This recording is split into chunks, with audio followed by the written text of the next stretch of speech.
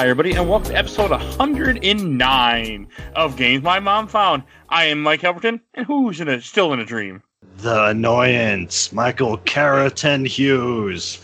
It is Cody, swamp-born of House Laveau, professional rhino wrangler, warden of the Riverlands, bender of limbs, winter soldier, gentleman adventurer, handsomest man, 3 or 4 or 5 or 7 or something years running, breaker of hearts, treasure hunter, friend to every single animal on the face of the earth, wooer of ostriches, ooh la la, father of Grovers, and of course, the Cajun crippler, the Acadian nightmare, the Crescent City Saint, your one and only Cody Laveau. Back, 109. Is this really the 109th games that my mom found? Well, 109th regular episode, 109th. Oh, yeah, you're still doing like Sin episodes. City and comic books and all kinds of stuff. Yeah, too. and there were a couple episodes that were numbered that weren't games, unfortunately. Rest in peace, my what I was trying to do. Because of just we were getting burned out at that point. But we made up other games that are minis and other random shit. So you're doing so many of these, man. That is saying a lot. Most folks give up after like episode 5. You guys are just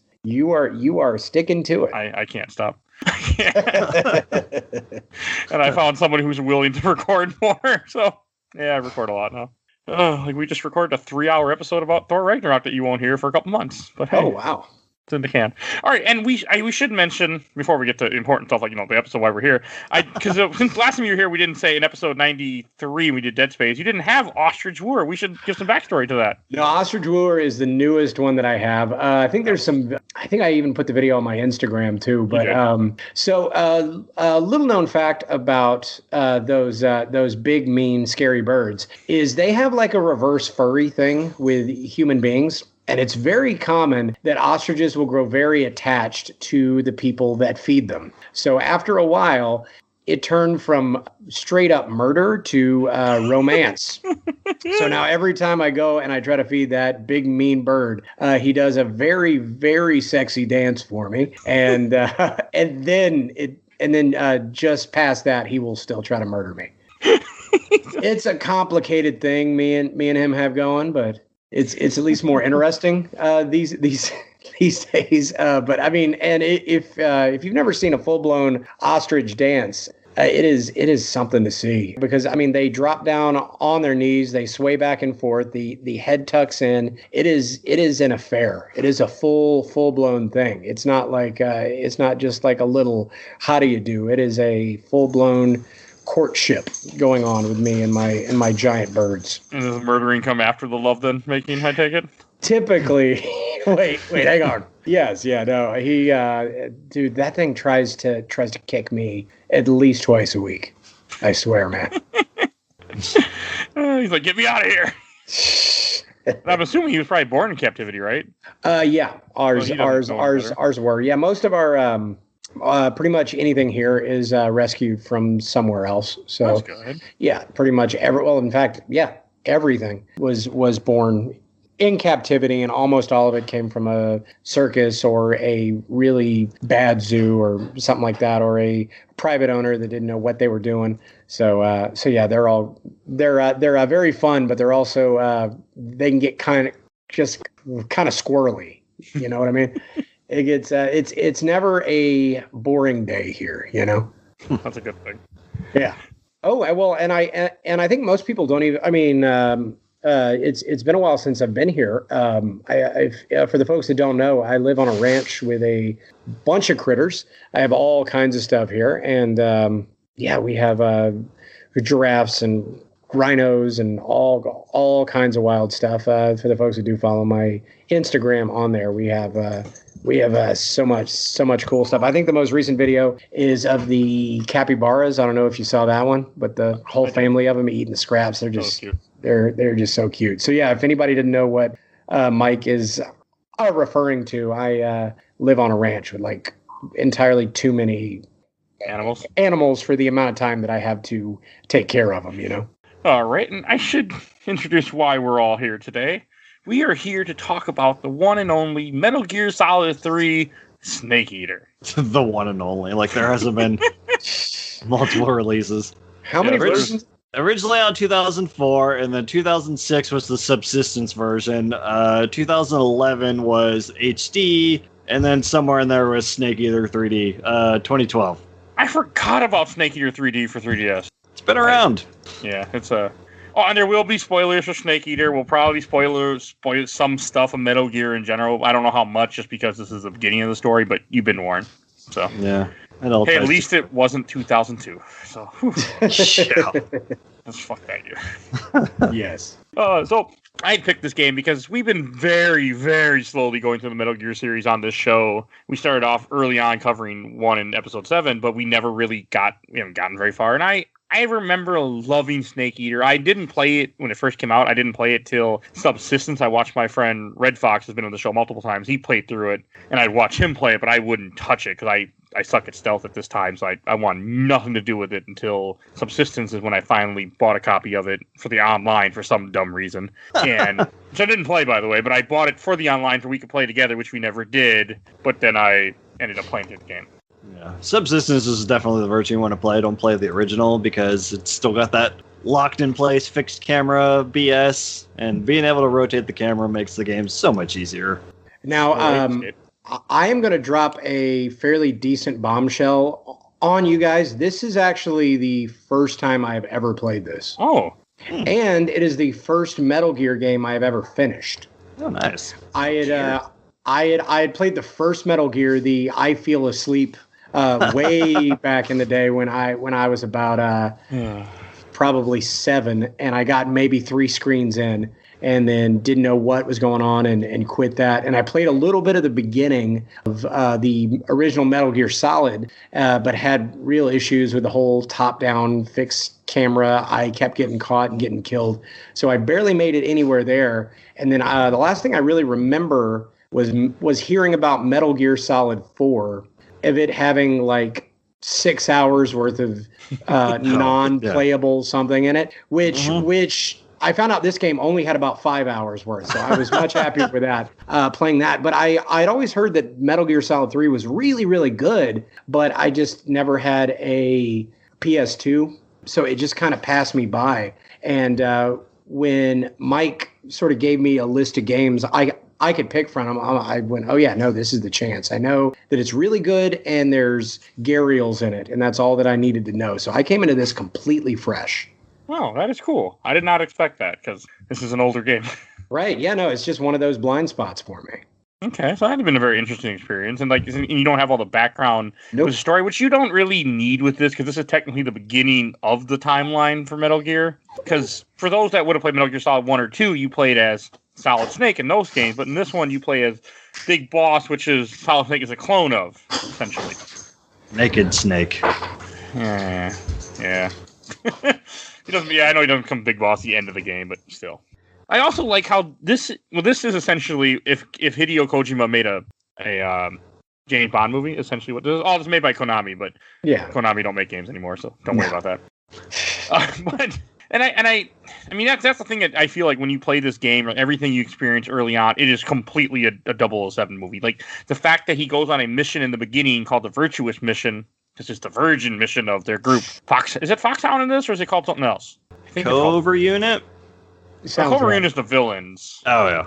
No, I know that they referenced a little bit later. It's like, hey, we need to make a group like this, like the Fox. And so I think Foxhound was made right after Fox. This. Fox, that's yeah. I didn't listen to the story this time playthrough. I watched some of the cutscenes. I skipped some. I skipped all the conversations of the codec this playthrough because I just didn't give a shit. There's so much in there that is so good. Speaking of James Bond, there's literally a reference in that when you save, because every time you save, they reference a movie that had like just come out. And at some point they do bring up, hey, have you seen From Russia with Love? And they're like, no, I don't really like that. It's so unrealistic, even though this is the campiest shit that I have ever seen in my life. That is a total spoof of it. Snake hates all movies, if you've noticed, but which is kind of like a running joke in this. But they even bring that up to where Major Tom busts in and he's like, James Bond is the best thing to come out of London since the Bloody Mayflower. How dare you? James Bond is what do you not like about him? The girls, the cars, the gadgets. We're going to make guns that look like snakes. Like, he's like, why do I need a gun that looks like anything else in the freaking jungle, man. So they wear that just right on their sleeve. I like that one a lot. I love it. It's Yeah, very funny. that is, yeah. Second Russia with Love funniest is a one. good movie. Oh, I love that movie. It's one of the best of the original, but that's neither here nor there right now. I really like that movie though. But I like the way that this game, and this game is also very different because in Metal Gear Solid 1 and 2, you would have had the radar that would give you exactly where they're looking, where the enemies are. And in this, you don't have any of that. You have a sonar, which is not very good, or most sectors not very good. The batteries are wearing out. If your guns have silencer, the silencers wear out. You get hungry. Like, this game is so much different than the other Metal Gears that came before it and the Metal Gears that come after it. At least 4 is. I don't know anything about 5. 5 Never is played like 5. the world, so... Okay, 5 doesn't have the eating stuff, like, does it? No. Okay. I know 4 has camouflage, but it's like, I think it does it automatically. Yeah, you get the optic camo from one of the first bosses. I have very 5's got you building up a base like a portable ops. Okay. I played There's a lot of Metal little Gear. bit. I mean, Yeah, that's the same thing. Well, this just had so much to it. If there was only one camo, which you said in 4 is just the one optic Yeah. camo, man, well then that must have been missing out because I love getting to switch back and forth with this. Like even within various areas, you could be next to a rock and you would need to do the desert camo versus you might have to jump in some bushes 10 feet away and then just fully need to swap out the face paint and all that. And it was just another fun little plate to spin that if you could just turn fully not being able to be seen, then it would just kind of take something out of that, I would feel like, right? 4 is much... God, I can't remember. I don't remember much about 4, but 4, I think, is much different than this game. I think. God, it's been over 10 years easy. So I have very, very little recollection of 4. But like with this game, I mean, the camouflage, it's not bad. You just go in your menu and you get different camouflages. You have to go out of your way to find other ones. They give you some, but you can find a lot of new ones if you explore, which I didn't do this playthrough because I didn't give a shit. But I normally would. It's a good thing changing clothes is a free action, so you're not just like stopping, waiting for Snake to change clothes. It's like, hold on, I gotta put on my desert camo. I played this game on very easy, which gives you the easy gun, which is a gun that gives you 80% camouflage no matter what you're doing or what you're wearing. Yeah. There is that. You can run right in front of a guy and they're like, "What's that?" And I just shoot him in the face. On very easy, turns all of the goons into like Mr. Magoo, right? They're pretty dumb too, but they're even dumber when they can't see you, period. So I would put on the camouflage that made me stand out, whatever looked cool, what I would put on. So I was running around in the red camouflage most of the game because I liked the way it looked. Oh, I used the stealth suit most of the game. I didn't have the stealth suit. Wait, is that the one that you get from the Sorrow? No, I think it's from the boss at the end of the game. It's one of the ones you carry over in future playthroughs. Okay. Is the stealth one this was the Karotan frog one, I think? No, I don't know. It's modeled after like the sneaking suit from Metal Gear Solid 1. Or it's like a prototype to it. Oh, you're just talking about that black outfit? Yeah. Oh, no, you get that in one of the bases. You find it in a locker. Oh, okay. There you go. I found it when I was being nosy looking for stuff. So, this game is, I think, very interesting. As I was saying before, I sidetracked myself. Like the fact that it has like 2 different missions. Like the first part is the Virtue mission, where you're sent into almost the exact same damn place to go get this Russian scientist out, and you have a whole backstory about how he defected to America and then didn't defect and all this other crap that I don't feel like getting into.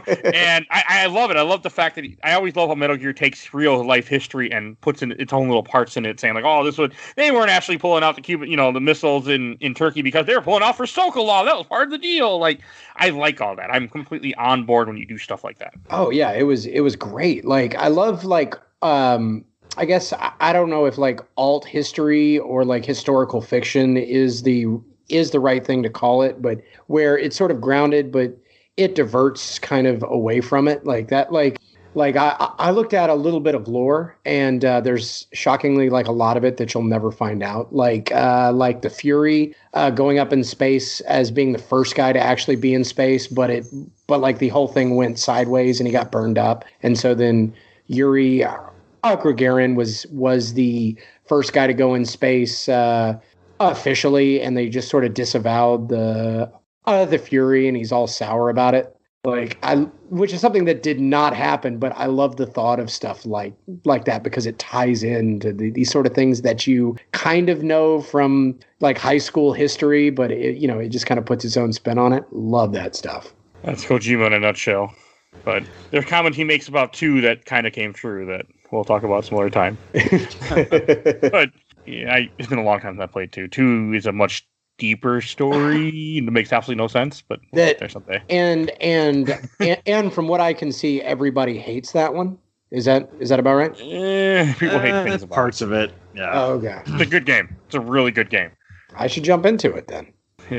We'll talk about that. I'll tell you more later. But like with Snake Eater, it's so much different than anything that came before. Like the fact that your guns like you get hungry if you have to eat food, you have to hunt animals. Well, hunting just means shoot the random animals in front of you, either with your gun or a trank, and then you can save them in there and you eat them. Your food will rot after a while too. If you kill something and put it in your pack, it will eventually rot. I think that's cool too. But even that rotten food has some kind of use, which I love that. Did y'all give it to the fear to make him throw up? Uh-huh. I loved it. I didn't know I could do that. I was just trying everything, and that just kind of hit the wall, and this dude started throwing up, and I'm like, oh, that's a thing that you can do, I guess. That's why I love this game. Is there's so many little things you can do that really don't have any bearing on the game overall. And you would never know it. They never spell it out. They put so much detail in this, and I'm shocked that this came out like 17 years ago. Yeah, 2004 originally.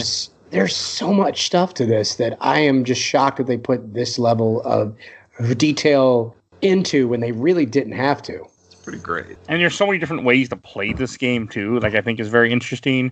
Oh yeah. I mean, we all play it differently. I mean, you can you can play this game super stealthy. You can play this game guns running if you want to. It doesn't matter. I would assume we all play different. It sounds like Cody played it very stealthy, switching camera and whatnot. Like you said, Mike, I think. Go ahead. No, actually, I tried that at first. Like I first jumped into Virtuous Mission, and I spent probably 45 minutes trying to sneak and knock guys out and just to get to the scientist. And then I get spotted just before I did that. So I just started I just said YOLO and just started knocking guys out and firing bullets, and it worked. And I'm like, oh, I thought this was like, if you're spotted, then you're automatically dead. But no, you can go nuts and just Kermit the Frog, and it still works. And so at that point, it just became me trying every single thing I could in this treating it almost like a playground. Like, can I do this? What if I throw a magazine at a frog? Will that do anything? Like, I just kept doing every different thing that I could with it just to see if it would work. And so yeah, no, I was definitely a mix. I'm gonna put a pin, but the fight with the end is, I think, where all of us are gonna kind of differ. But no, it was definitely a mix, and I stopped being fully stealthy pretty much just after the Virtuous Mission. Mike, it sounds like you abused the easy gun through most of the game. Completely abused it. I didn't kill anybody, except I did kill a couple people here and there because they die other ways. Like there was a guy in a hovercraft I shot for no reason at all because I could. I did too. Yeah. Oh.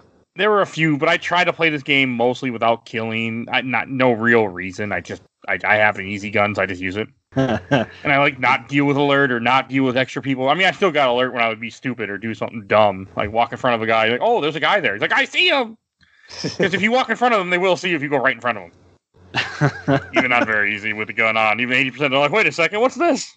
But it's it's so cool how different. They said I had beaten the game, so I had all of the carryover stuff. So I had the infinite face paint, and I played as the meme of stealth is optional for this mission, where my loadout was just a bunch of different guns, and I just ran through just decimating everyone, just absolutely destroying.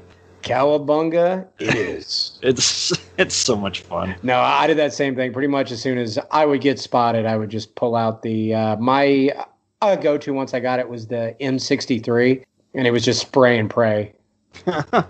I'm a shotgun guy in this one. The thing's so great. Oh, you're right though. Sends them flying. Mm-hmm. It's awesome.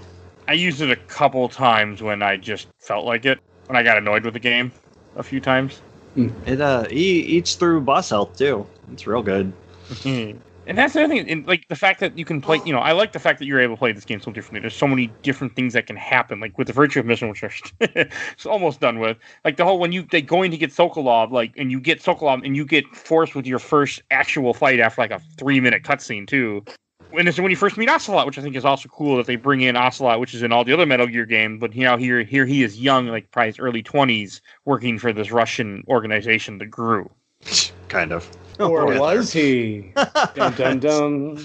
Yeah, I know. He's a triple agent. Triple agent. He's technically Adam, who you're supposed to meet in the first place when you go back, but he's not. And I forget the exact story. I know that after the Virtue of Mission happens and you end up rescuing Sokolov, but then the boss, who was your mentor, ends up defecting to the Russians in quotations. And when she defects, she ends up giving Volgin, which is this crazy asshole in charge of the GRU. I hate Volgin, by the way. Hate him. He's so great. He's such a mustache twirling villain. He is. Well, no, I mean, you basically have the three different kinds of villains in this. In that you have just the total Snidely Whiplash in Volgin, and then you kind of have Ocelot, who's more like the Joker. He's like, I don't want to kill you because you're too much fun. You and me are like arch enemies. We can't kill each other. And then you have Boss, which is like this melancholy, like super deep, brooding. I don't want to do this, but it's for the good of the mission, and I do what I must do, and I'm the reluctant villain. Which I love that they managed to get all three of that into one game. Like, you couldn't have three different but equally awesomely fleshed out villains. It's interesting. I mean, I'm not a big fan of the Cobra team at all. Oh, really? The Cobras are the special ops that worked with Boss like 20 years before. It takes place in 1964, and they fought with her in World War II. And I am not a fan of any of them. I mean, they're no Foxhound. Oh man, I loved all of them. But this is also my first Metal Gear game, so I don't know any of the other teams. But it didn't have a fat guy on roller skates, so that was a plus. But there's a fat guy on roller skates. Fat man from Metal Gear Solid 2. Huh. Oh wait, is that the one that's a vampire? Because I think that's Vam. Oh, okay. Yeah, same game. Okay. Yeah, 2 has Dead Cell is the worst team, but this is not. I'm not a fan of Cobras. Wow. They're okay. They serve no purpose other than to be boss fights. Yeah, I don't like them. They're washed up, if you ask me. They but suck. that's why I love them too. Is it's like we're getting the band back together. We're gonna like that's what I really liked about it. Is all of them seem to be past their prime. I like that the Fear had like some like gray in his hair, and his hairline was starting to fall back. So he's not as sharp as he used to be, and they're all kind of losing their minds. I think it added a lot of very subtle character to them. Yeah, I can see that for sure. I mean, they're cool. I mean, I thought they were cooler when I was younger. This playthrough, I just really did not like them. But they're cool fights. We'll get into it we get there. Okay. But, Yeah. Like, and I like the fact that the whole storyline, like everything gets fucked up because the boss defects to go with Volgin, which is all part of a plan you don't find out till like the end of the freaking game. But it all goes to shit because Volgin takes a nuke that they give him, a small nuke, and blows up a lab. Except the question I have is the lab he blows up is not that far away from the base that he has that you go to in a very soon after this part. I'm really confused about that. Yeah, like everybody involved in this, if they weren't already dead, they're about to get really, really sick. Yeah, I mean, wouldn't that whole area, even the area you're at, be decimated too from nuclear? Absolutely. Radiation? Like a mortar that fires a nuclear warhead is gonna hurt you just as much as it hurts anything that you hit. It doesn't shoot far enough. The whole Fallout Boy, hold out your thumb, make sure the mushroom cloud is smaller. Yeah, no, this is like, no, I mean, you're getting blown back from it. You are not going to have a very good week. And that was the one part I never thought about, but this time I thought about it because after you have that happen when they blow up the nuke, you get your ass beat by Boss, thrown off a bridge, which is cool, and you're all beat up. Like when you get picked back up by the CIA and they get a plane and come rescue you, you go back to the same area. You're not that far away from where that nuke went off, and they have a whole base over there. What if like Snake just got like powers from that nuke, and that's why he can like get shot in the neck with like a crossbow bolt and not die? And why he could heal in a week from his arm being like dislocated. Yeah, speaking of falling off the bridge, it introduces you to another gameplay mechanic of having to heal major wounds. Which got to be a real pain in the ass really quick, right? Yeah, exactly. Yeah. There's some cool aspects to it. Like if you go in the water, you get leeches. It's definitely a cool thing, but after the 25th time of disinfect, scroll, bandage, scroll, suture, scroll, and then next wound doing the whole thing, like it's a very cool thought, but I'm not sure if they really thought about having to do that mid-fight so you don't bleed out, how just irritating that would get, especially against, like I said, some of those boss fights where you're just taking tons of hits. So at least on the easier difficulties, if you go into the menu and apply one of those things to heal, the rest of it will heal on its own when you get back into the main game. Well, I did not know that because I was doing all of it. Every time. I was playing easy, and I was just doing all of it like I thought that I needed to. So, like, when I got bullets, I would just dig them out with a knife and then let the rest of it heal on its own. Again, I think it might just be a very easy thing, but... The easy gun does heal you, too. Okay. That I didn't know. If you hold it also doesn't drain your stamina, either, so I didn't have to eat anything during the game like you're supposed to because I never lost stamina. Sometimes I run around hungry just to hear the stomach growl because I thought it was funny. Also alert guards, too. I ate everything in this game at least once. Like, a poison dart frog. Let's see what that does. Poisons you. Don't do that. I mean, I thought it was like the size of my fist, which no poison dart frog should be that size. So I was like, maybe it tastes good. No, it definitely doesn't. Even paramedics said not to eat it, but what does she know, right? Pretty tasty. Which was probably not what he said for the frog. No, oh man. Do you want any dialogue from this game? Is like dog food. Dog food? Yes, dog food. Huh? As in food, but for dogs? Yes, Snake. Dog food. It is food that is eaten by dogs. How does it taste? Well, according to our guide, that's every single thing that he did. That's not just this game. That's kind of one of Snake's character traits is asking what things are just so they can explain it to the players. But the way he would say everything is just this upwards inflection, as if he's never Godzilla. What's that like? Yeah, that's been a running thing since Metal Gear Solid. And this is stuff that I'm all learning. When they changed the actor? No, because what's his face? What's his name? Keith or Sutherland? Yeah, there you go. He doesn't say a whole lot, so. Oh, well, they paid him too much money. They didn't want to get a lot of talking out of us. David Hayter's probably not expensive. Yeah. So, and like in the Virtue mission, so after that ends and you do come back, I like the whole way that, because the first time you come here, you parachute out of a plane to get here. But the second time you come here, because of all the heat that happens and all the bullshit and the politics, you have to fly higher and they drop you off like a little plane that shoots you straight down, like a little shuttlecraft. You go up like into space and then you come back down. Which is, it's cool. Yeah. The Halo jump. Halo jumped the first one, right? Which I get why, because Khrushchev knew that Snake was coming in. Like, the first time he got pissed because he picked up the plane on the radar, but like, did they explain why he had to go into space to come back down if Khrushchev already knew that he was going to be showing up? Because they're lying. They're acting like they don't know. Oh, okay. So it's all like a bunch plausible of deniability. I mean, but like once the cover's blown, you think that Khrushchev could have just dropped him off himself. Hey, the whole government was falling apart a couple years later. So. Of course, if this is the only issue that I have with this game's logic, like where does this even take place? Oh no, the Berlin Wall didn't fall to 89, so yeah, it was a while. Okay, never mind what I'm saying. I don't even know Khrushchev got displaced like 2 years later, right? By the new leader of the Communist Party. I'm not up on my Russian history like I really should be. But yeah, I believe Khrushchev wasn't in power by the time that the 70s rolled in. 64, he kicked out. So the year of this game. Oh, so he was gone like a month after this then. Huh? Yeah, October 1964. Oh, yeah. So like 2 months later, yeah, Khrushchev was gone. So yeah, I guess that makes sense. Yeah, no, he definitely wasn't. I know he wasn't well liked by people within the party. This has turned into communist talk, Welcome, that's happened before comrades. on the This show. is a great. Yeah, this is turning into like a Russian history podcast, apparently. But We've done a little bit of that in a couple episodes that aren't aired yet. But hey, yeah. Anyway, go on.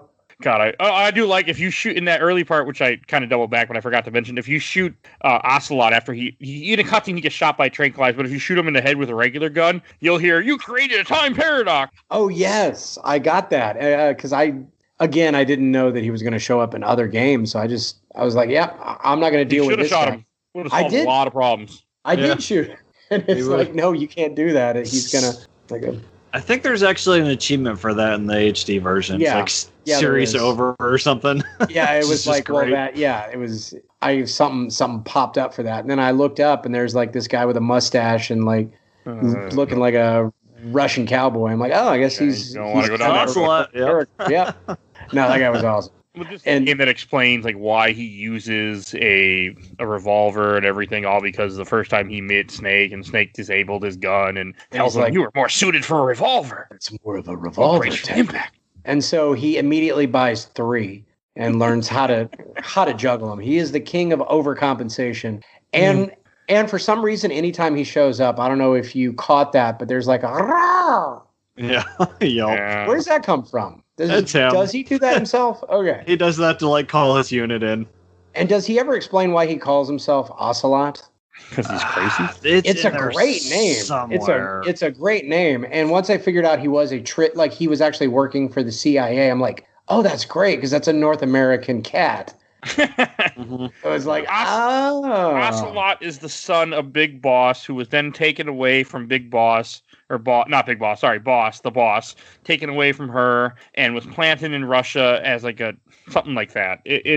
I did catch that at the very end when she was explaining that to Snake later, and they showed the picture. I'm like, oh, that's the kitty cat kid. That's her kid that was born on D-Day. Yeah, so that's what goes on with him. When back to where we were. So after you crash land in the Snake Eater part, the main mission of the game, the whole point of like when you go to the place where Sokolov was earlier, so you replay the first part, and when you get there, you run into Ava, which is this girl that's helping you. But when he asks for the password, she or whatever the hell the code he says, she doesn't know it. Which is because people show up right away. She shoots them. She's like, "Well, that prove that I'm on your side?"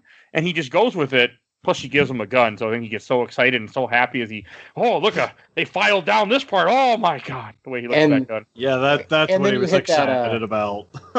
And then you hit that R button to see that very, very sweet and very confusing titty physics, where they will just randomly bounce, not all the time, but once in a while. I think just when I start to zone out, they'll just bump, and then I'll just catch back. But I think that's how she got away with not giving that password. It is a combination of a very sweet gun and very. I think the gun did it more than the boob. Well, but really like every time he would stare at her boobs, but then he would act like he did not want anything to do with her. He's also kind of naive when it comes to sex and stuff and women. Oh, okay. Because like throughout this game, he's very much a soldier. He's very much been a soldier all his life, and he doesn't really understand. Like he doesn't understand how she's playing him completely in this intercourse. Or as the word I keep hearing all the time on TV now, coitus. Coitus. Yeah. I'm watching Big Bang Theory. God, he says that a lot in the first couple seasons. Now I'm just thinking of that conversation with paramedic. Coitus? Yes, Snake. The act of lovemaking is she just has. But I think that's a big part of like the theme of what happens with that. But also the whole fact that after she comes there and he sleeps with, or he doesn't sleep with her, but he spends the night with her and she stays in the house and they talk. When she gives him the gun, or at least whatever the hell she's there, that's when Revolver Ocelot shows up and you have to fight not him, but I think you fight the Gru. But that whole thing is supposed to be that Adam was heading there to go meet him, but got interrupted by Eva, so he just kind of plays it off. Yeah, Adam was Ocelot, that's who he was supposed to be. So then he, I guess, switched roles immediately and just let it play out. Yeah, because I think he's a triple agent. He worked for the CIA, the Gru, and the Philosophers. Philosophers are a group of people who hoarded a lot of money from China, America, Britain during the Illuminati. World War II. I kind of figured they were like to stand in for the Illuminati or something like that. They didn't really. That That's more of about the MacGuffin, the philosopher's chip or whatever that thing was. That's more the Laveau.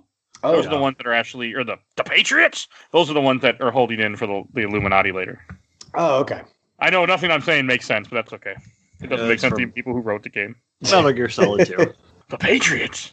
Oh god, I love 2. It's been a long time, but that had nothing to do with this. So that's the philosopher, and that's the whole reason why Boss defected, and the whole reason you're actually doing this mission has nothing to do with Sokolov. They just want the philosopher's legacy, which is the money was taken away and hidden, and they're trying to find the money. That's all they care about in this game. They don't give a shit about anything else that they're acting like they do.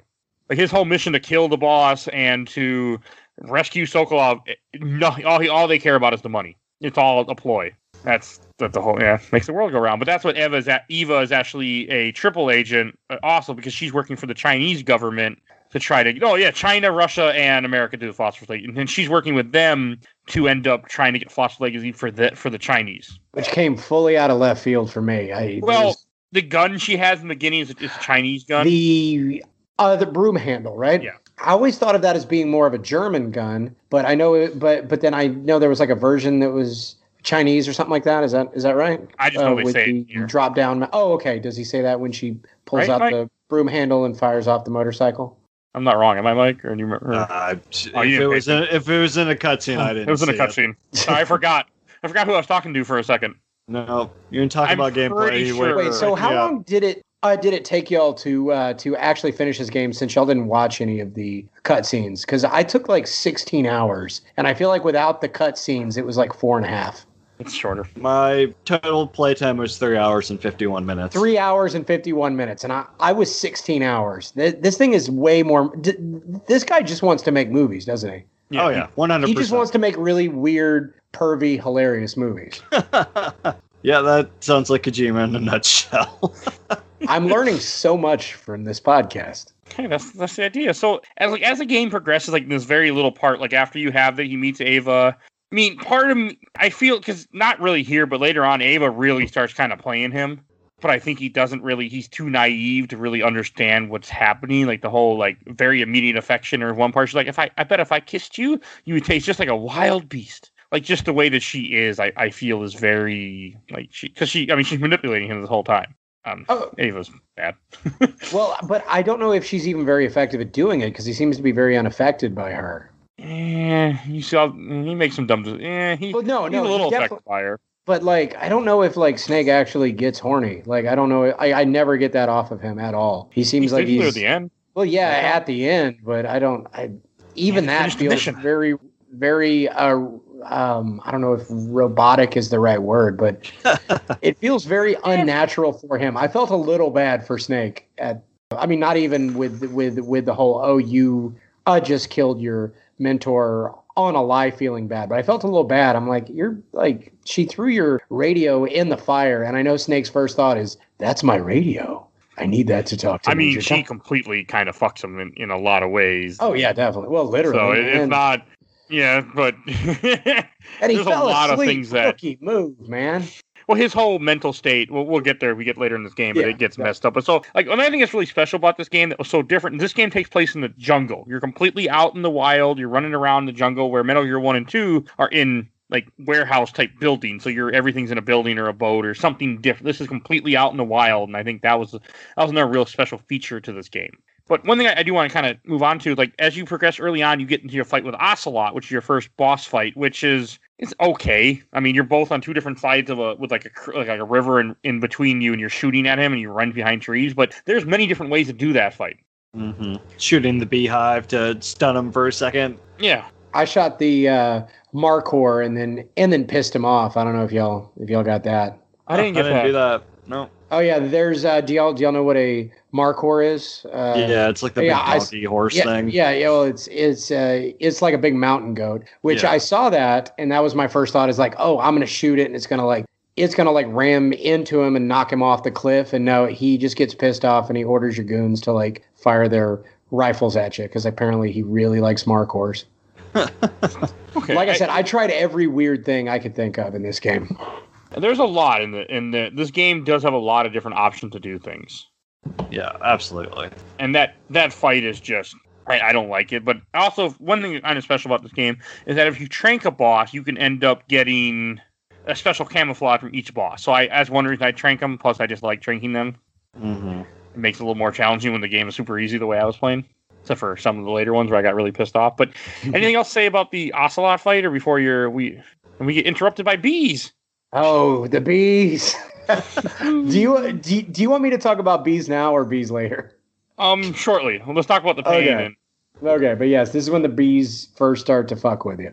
Yeah, I like that you see all his Gru soldiers getting massacred, and he just spins the pistols and kills all of them, which has no logic, but it's still pretty badass. Yeah, I feel like it wouldn't work that well because there's a lot of bees and they're very small and very unmaneuverable, and they immediately swarm onto your body and sting you all at once. Yeah. I mean, just. It's a good thing there are none behind him, because exactly he'd be screwed. And this is when it has the worst part of the game, and one of the worst parts in any game I played recently for the show, surprisingly, is that's when you get dropped into the blind cave, right? Yep. Okay.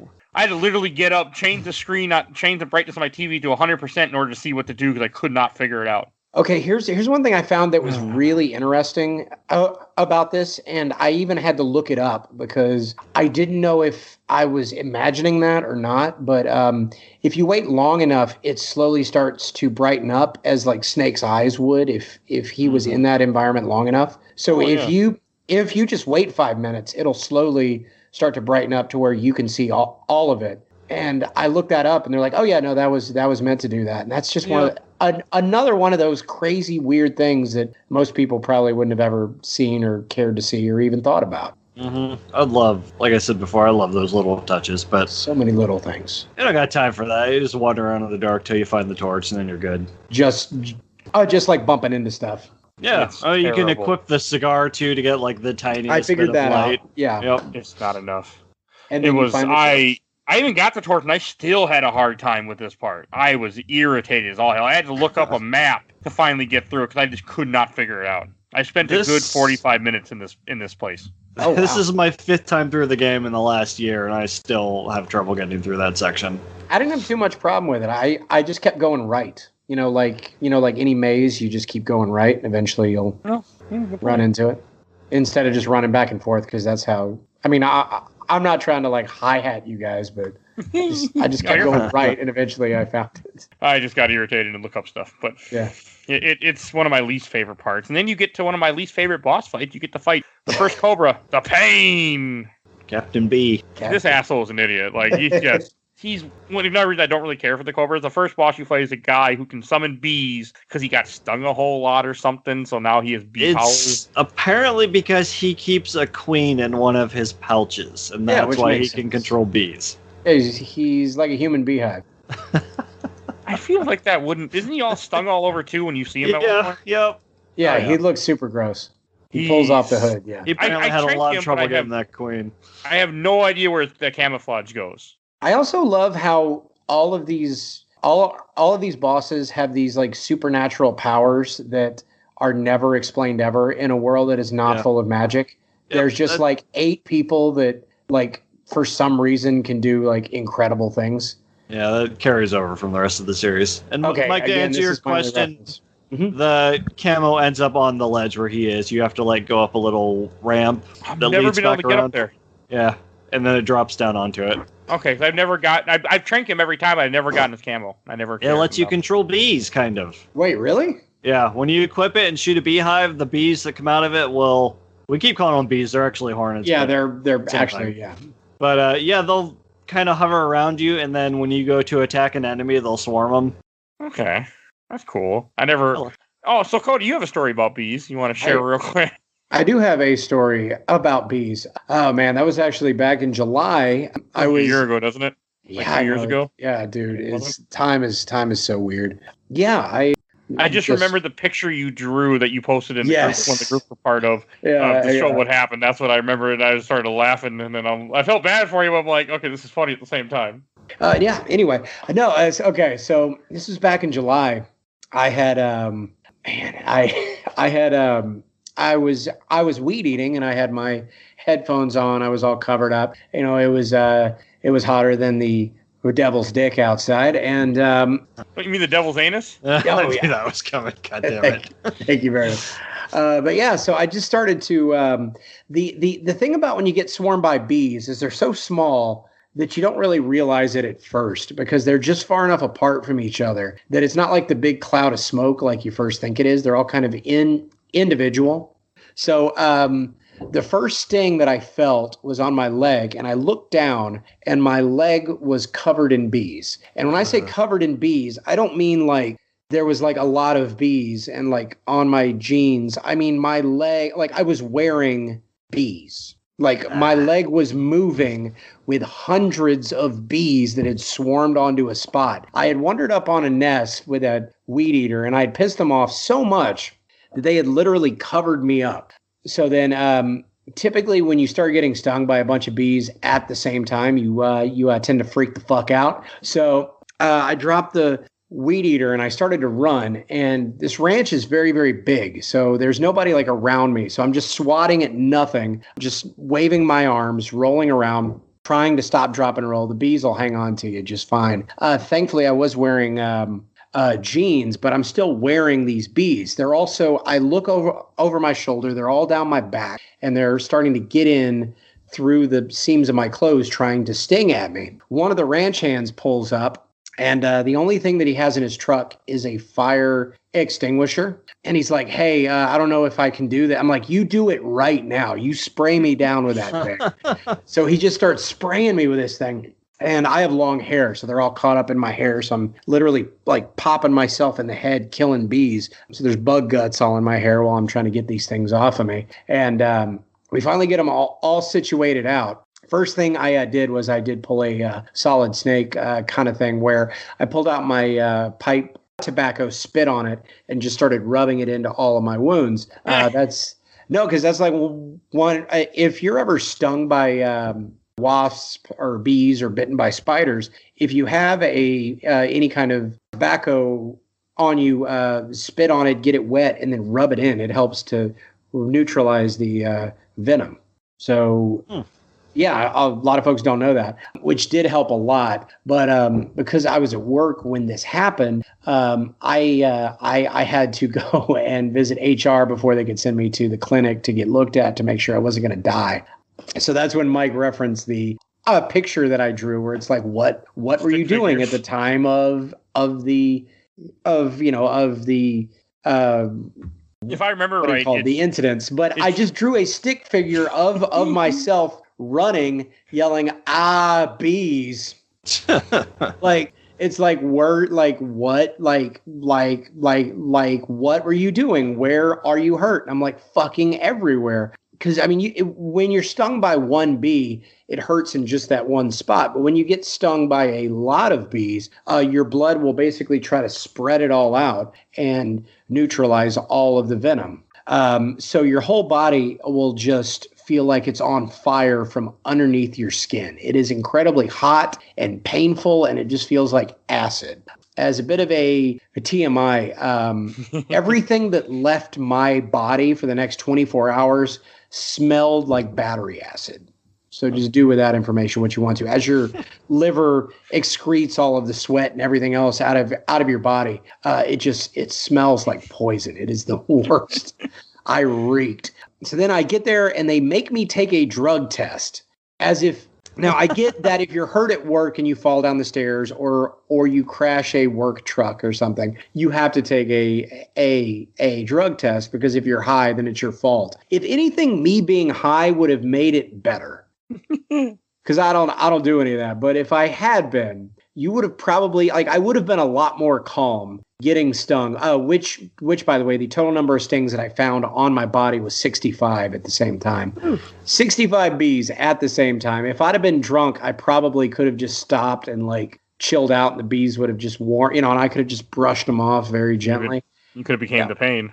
Oh man, these superpowers. My superpowers were smelling awful and throwing up a lot. So I don't know whether or not I'm going to use that for good or evil or how that's going to play out. So yeah, if you ever get the chance to be stung by 65 bees at the same time, I would go ahead and pass on that. Okay. I don't want to become the pain. No, I would not recommend it. Although he is very flamboyant. He does like to dance and show off all of his very nice bullet bees. He seems like a really, really sweet and flamboyantly nice man. If it wasn't for him trying to murder Snake. Tommy gun. I hate him. He announces so much. Just stay in the water. Just dive in. I mean, that's what I did. And I guess I had forgotten how short this game is when you don't watch the cutscenes, because it's like right after you fight the pain, when you fight 2 bosses in a row, pretty much, you're running down into the woods again. You go by like some random little warehouse thing in the middle of nowhere. Where like one thing cool about this game is enemies will have like ammo depots and food depots. And I wasn't gonna do this at first, but Mike had made a comment where you can put TNT in the room, blow up the TNT, and then when you walk by, you hear, "Oh, I'm also hungry." Yeah. Great. Good stuff. So so the guards are dumber. And that's like that's awesome. What Cody was saying earlier about the poison food. You can throw it down and they'll run up and eat it. And just immediately just yak their guts out. But they just eat food they find on the ground. Although now that I mean, I do that too. like not in real life, but I mean, in the game, you're just like eating whatever spiders and stuff you find on the ground. So I guess no one in this world's that smart. But yeah, they'll just find random rations and just scarf them down. Or straight up poison food and just instantly die from it. Poison dart frog sounds delicious. Oh, kill them? Oh, yeah. As well as like dart frogs will, yeah. Capturing the venomous animals live and then throwing them at them. Just chucking it at them. It's so great. So awesome.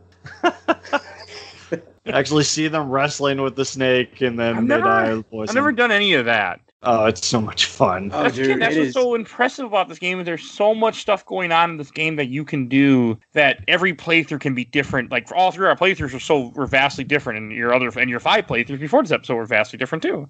Mm-hmm. Right, achievement hunting, right? Yes, I got all the achievements for this. Well, for Metal Gear Solid 3 through the HD. Should I just call you Manual? No. Okay. Because I'm not going through to get all the ones for Metal Gear Solid 2. And there's probably stuff that nobody's found out, right? No, I doubt it at this point. I don't know. I know somebody figured out you could throw a frog at Volgan and he'll just freak out because he just hates frogs, and it's never mentioned, but he's like afraid of frogs or something. Yeah, but how many versions of that? Like, is there something that there's some combination of things that like somebody hasn't found yet?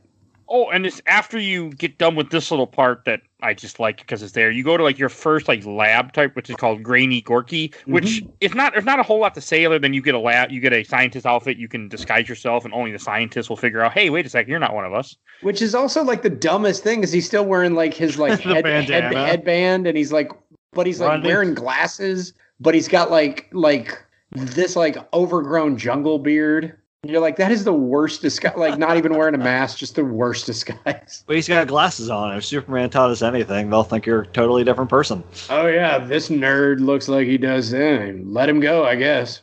Is this where you get the knockout SIGs, too? Yes, if you don't miss it like me. Yeah.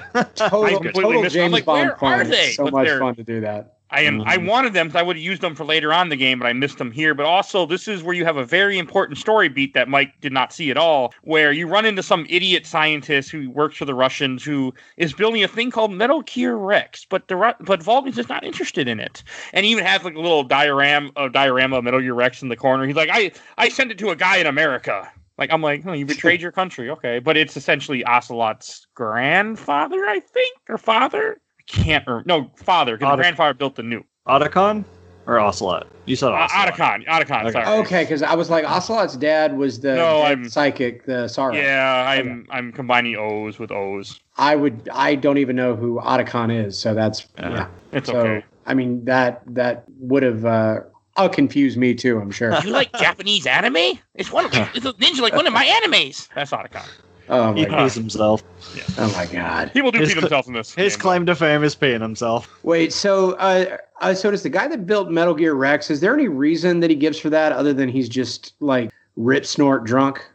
He's just trying to make a weapon, but he doesn't finish it. He just gave it away. I don't know why. Yeah, he just betrays his country because he's just a mean drunk. It doesn't get built until the 90s, or I think the 90s or early 2000s, so it takes a long time.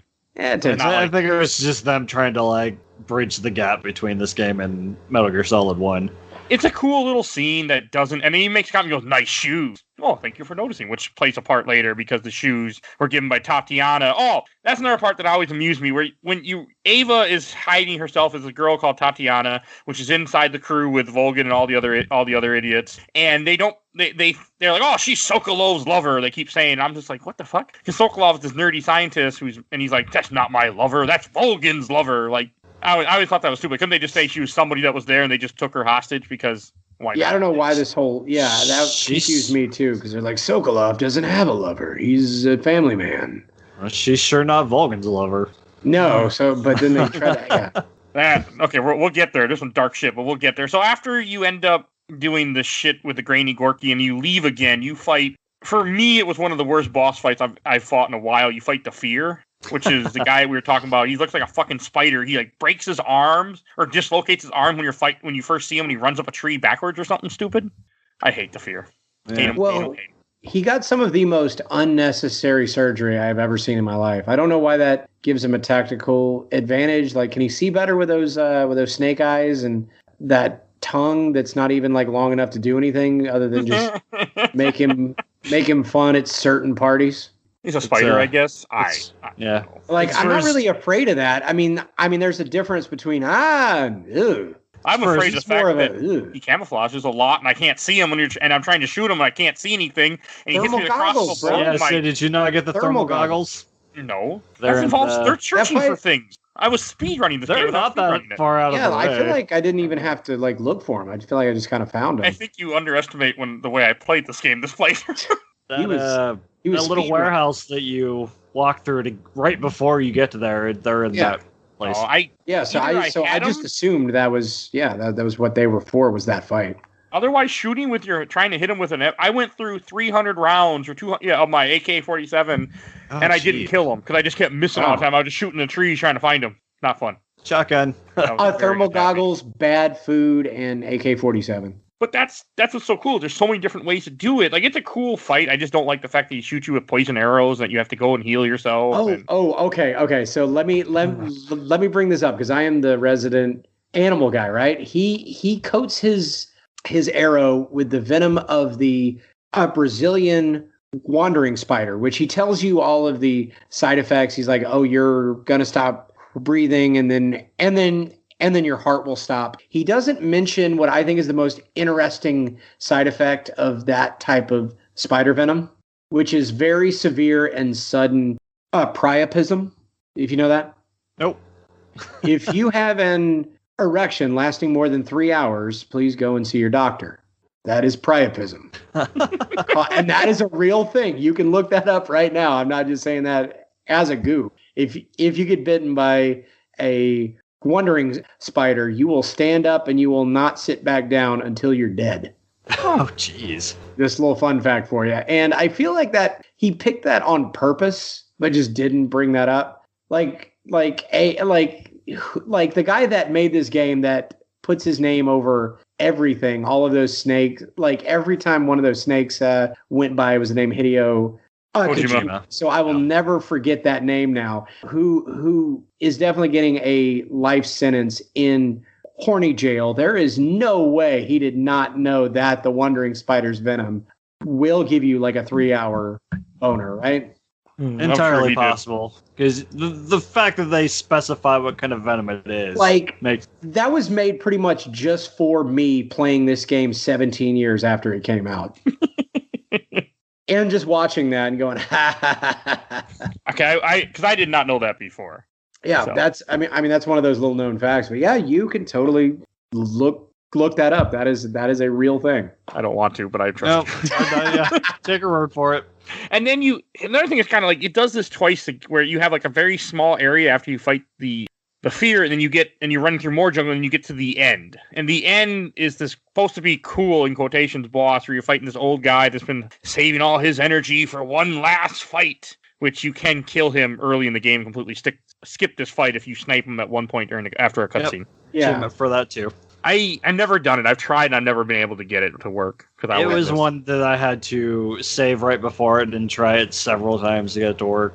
I knew I could, but I didn't want to try because I wanted to do it the way that it was meant to be done. In the same way that I knew you could like skip it forward a week or whatever, and he would just die of old. Like I didn't want to do that because I wanted to do it like the right way, playing it this way. Although I don't know if there is even a right way to do anything in this game, but yeah, I have a very funny story for that fight, but I can let you guys go first because I am curious for how you fought the end.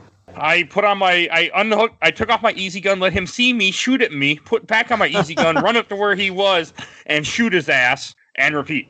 As far as I can tell, he always starts in the same spot, like on the ridge in front of you. So I had the whatever gun I was using. I think I had the sniper rifle that you get from that little warehouse. So I knew where he was. I just unloaded on him.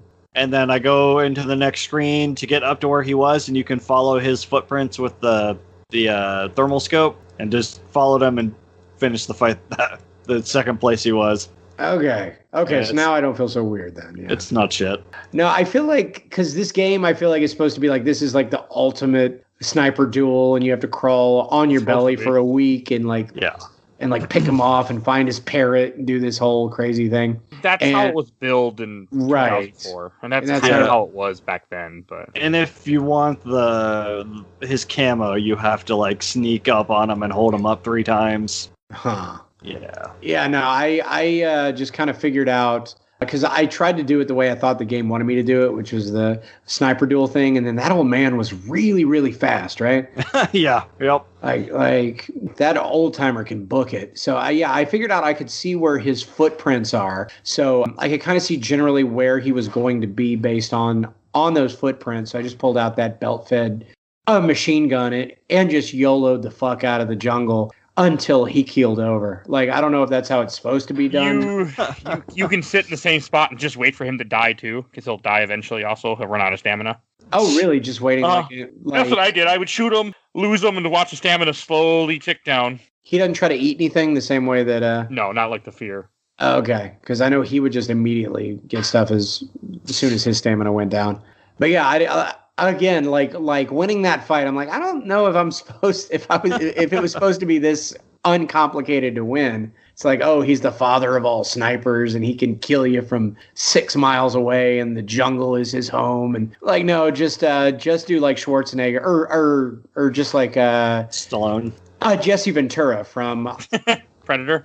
Yeah, with that like minigun just tearing up the jungle. That's sort of what I did with it. Yeah, I finished that in about 4 minutes. So you did it the right way then, because it took me a lot longer than that, and I was getting irritated. Did anyone else kill and then promptly eat his parrot? Yeah, obviously. I ate everything in this game. I killed everything. I did not. I know you can, but I had no interest in doing it. He's like, what have you done? You killed my bird. My bad, dude. It's part of the game. And then you get what some people consider a boss fight. I like this part because right after you beat the end is when you start climbing up this giant ladder up into the mountains, and they play a bunch of that Snake Eater song, which took like 3 minutes. Which I like this part. I don't know why, but I love the and you're hearing I'm still in love with a Snake Eater. Like I love this. Or I'm still in a dream. I love that song so much. This game is so full of just the best kinds of cheese. It's a Bond song. Like if you watch the opening, Bond movie with like snakes swimming, with all of the scenes sort of showing what's going to happen and the snake skeletons. Yeah, no, it is total James Bond movie. It's awesome. But that latter scene was almost like the intermission for the game itself, because I feel like that was about halfway. Yeah, it's about halfway. I have a guide pulled up. Yeah. And it's like this crazy fight with the end that I guess you would have spent hours doing, and you're like sweating it out, and you finally, is the way most people played it. And then it just sort of gives you this like thing of like, you're gonna take a breath, because after this it's gonna be fairly intense for the rest of the game. I fucked up in this next part. When you're up in the mountains running around, for some stupid reason, I thought it'd be a good idea to get in the turret and start shooting a helicopter. I don't know why I thought it'd be a good idea. And then everything went to alert. And I'm like, why did I do that? Can you even get in that turret? Because I kept trying to. Yeah. I couldn't figure out which button to do to even. Triangle. So I was playing on the Xbox, so probably I was Y. Too. Why? Okay, yeah. Because I kept pressing buttons next to it. I couldn't figure it out. Right, Mike? Yeah. So I think I ended up shooting that down with the RPG. You do get a rocket launcher and stuff. Like I don't. There's no point. Like you don't need to. I could have easily just ran up the hill, but for some reason, I just wanted to shoot down the freaking helicopter. Well, that's what video games have kind of taught us to do. If there's a helicopter flying over you, it's got to crash at some point. Helicopters just in video games, like I don't think that I've ever seen a helicopter make it to the end of a video game ever. They either crash right as the game starts, or they get Half-Life 2'd and they blow up in a beautiful blaze of glory. I wish I knew what you were talking about when you say Half-Life 2. Have you have nope. It's never played Half-Life 1 or 2. Oh, it's just some little known indie game. No one's ever played that. Yeah, it's one of those games that's really been lacking. That was actually supposed to be on the show. Half-Life 1 was, but then it's just like me, never playing any of the Metal Gear games. This is you with Half-Life. Yeah, I don't know why. I played a little bit of Half-Life 1, but I just never got far. Someday. Oh, you can finish Half-Life 2 in like a long weekend. It's really not bad. Well, if you don't record a 3-hour podcast, maybe, but yeah, well. Well, Gravity Gun's pretty fun too. Definitely give that a try. Someday. It's definitely something that's going to happen in the show at some point when I run out of other stuff that I want to put on the show, but it's on my list. It's like I need to play it someday. But so after you run through the mountains, you run into Ava again, and this is kind of a scene where it shows a little bit more like what Vogan's doing to her, because this is when he sees her scars on her back, and this is when she's like, Vogan's a masochist, or what word? No, not masochist. The other sadist, yeah, because he masochist. If you like the beating, he just tortures the hell out of her when he's a psychopath.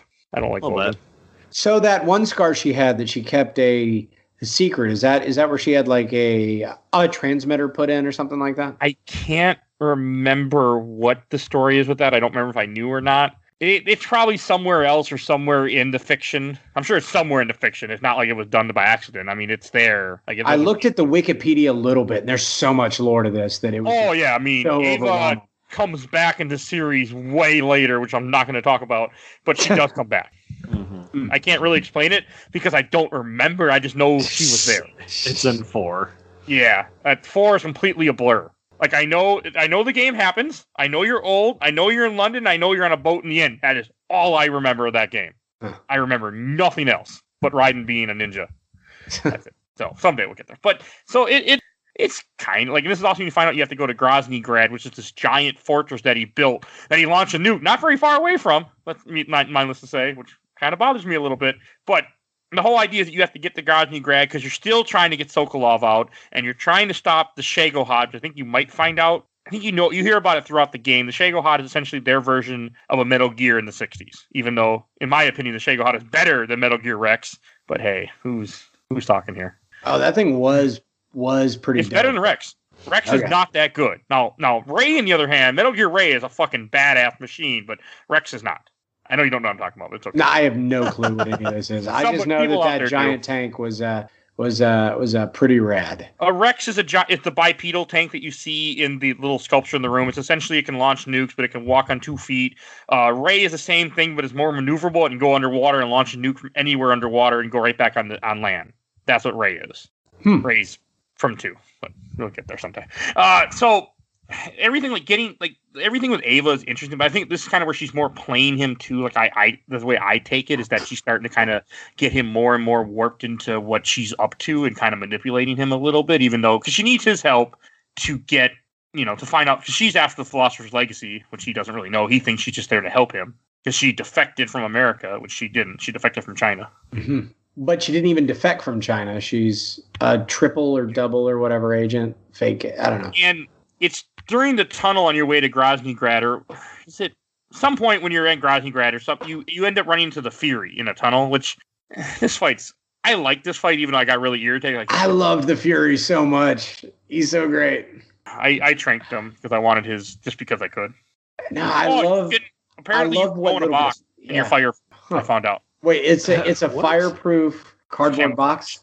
No, the box is just fireproof because the game is just glitchy like that, where if you put a box on, you won't take any fire damage. Huh. Whatever. No, I thought he was great. That was maybe my favorite boss fight of that whole game. Yeah, he does look cool, and he's kind of fun to fight. I mean, okay, take it back. He probably was my favorite fight in this game. This fight. Yeah.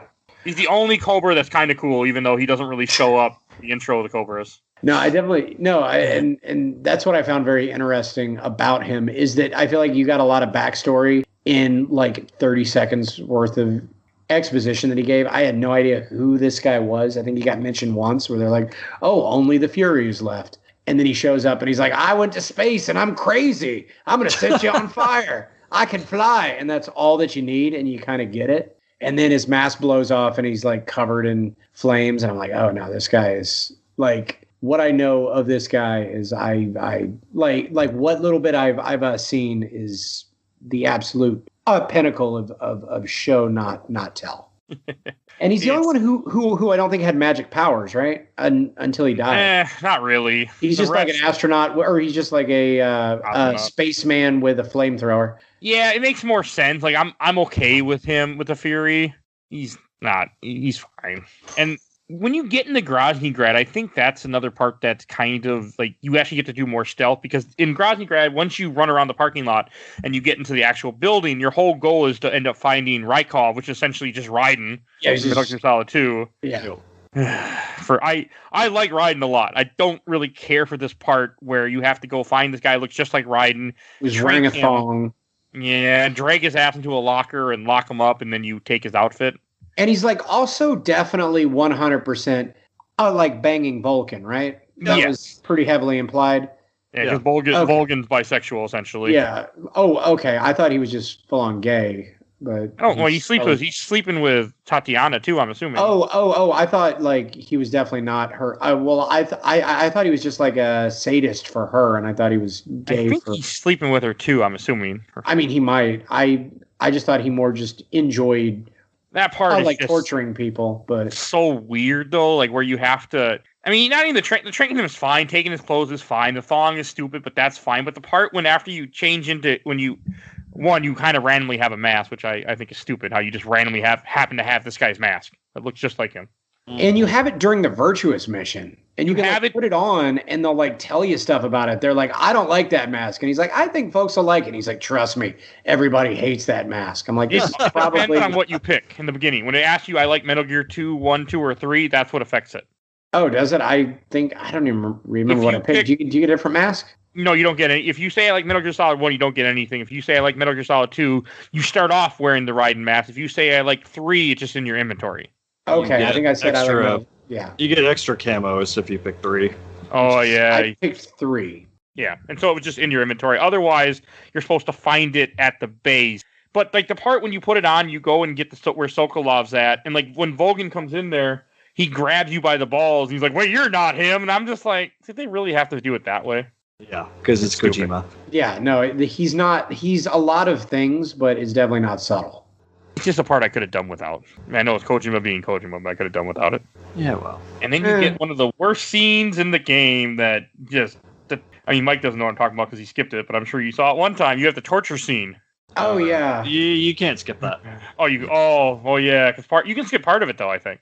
Okay, so here's another thing about the movies, because this did happen here. I don't think I've ever played a game where the cutscenes are so long that it gives you the option to save in the middle of the cutscenes. Because I feel like there are several parts of this game where like the cutscenes are over half an hour long. Oh yeah. And like and I feel like this one was closer to like 40 minutes, right? It was like a little movie. It's a long part of the whole torture scene where they think they put water on him. Vulcan's just punching the hell out of him. They have a black bag on his face. Like there's the first part. You can't even see anything. You just hear somebody getting beaten in the room with you. Yeah, I think it's Sokolov. And that person dies. He's like, well, you're dead. Hopefully you do better, Snake. He kills Sokolov because the Shagahad is mostly built. They don't need Sokolov anymore, so he doesn't care. Plus he's crazy. Well, and I think they were planning to kill all of the scientists once it was done anyway.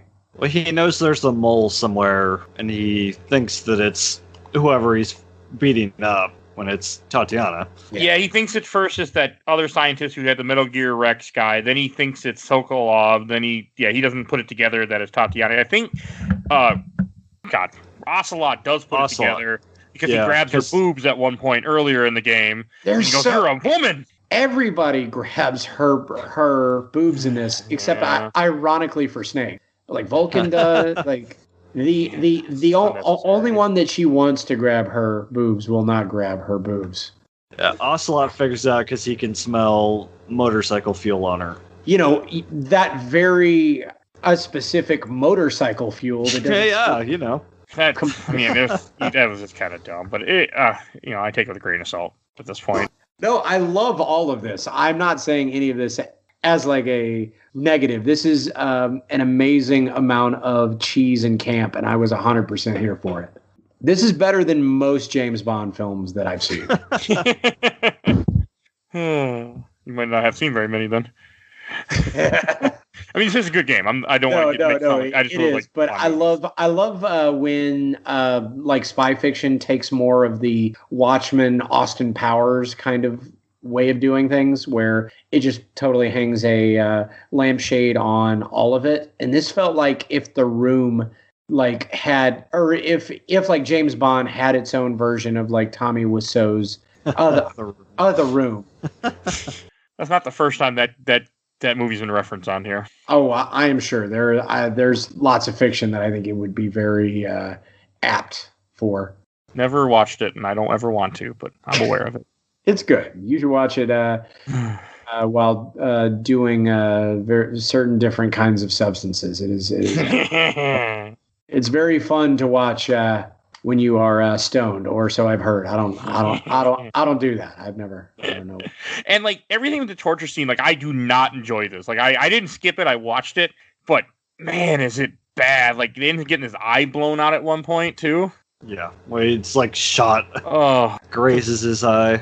Yeah, because he's gonna kill Tatiana, and I mean it gets really like very triple crossing here at this point. Like a lot of stuff is going on that they don't really explain. And also, how did not everybody give themselves away during this? Because I feel like if you're trying to search out somebody who's not loyal to you, it would be anybody who didn't want to take out Snake's eyes.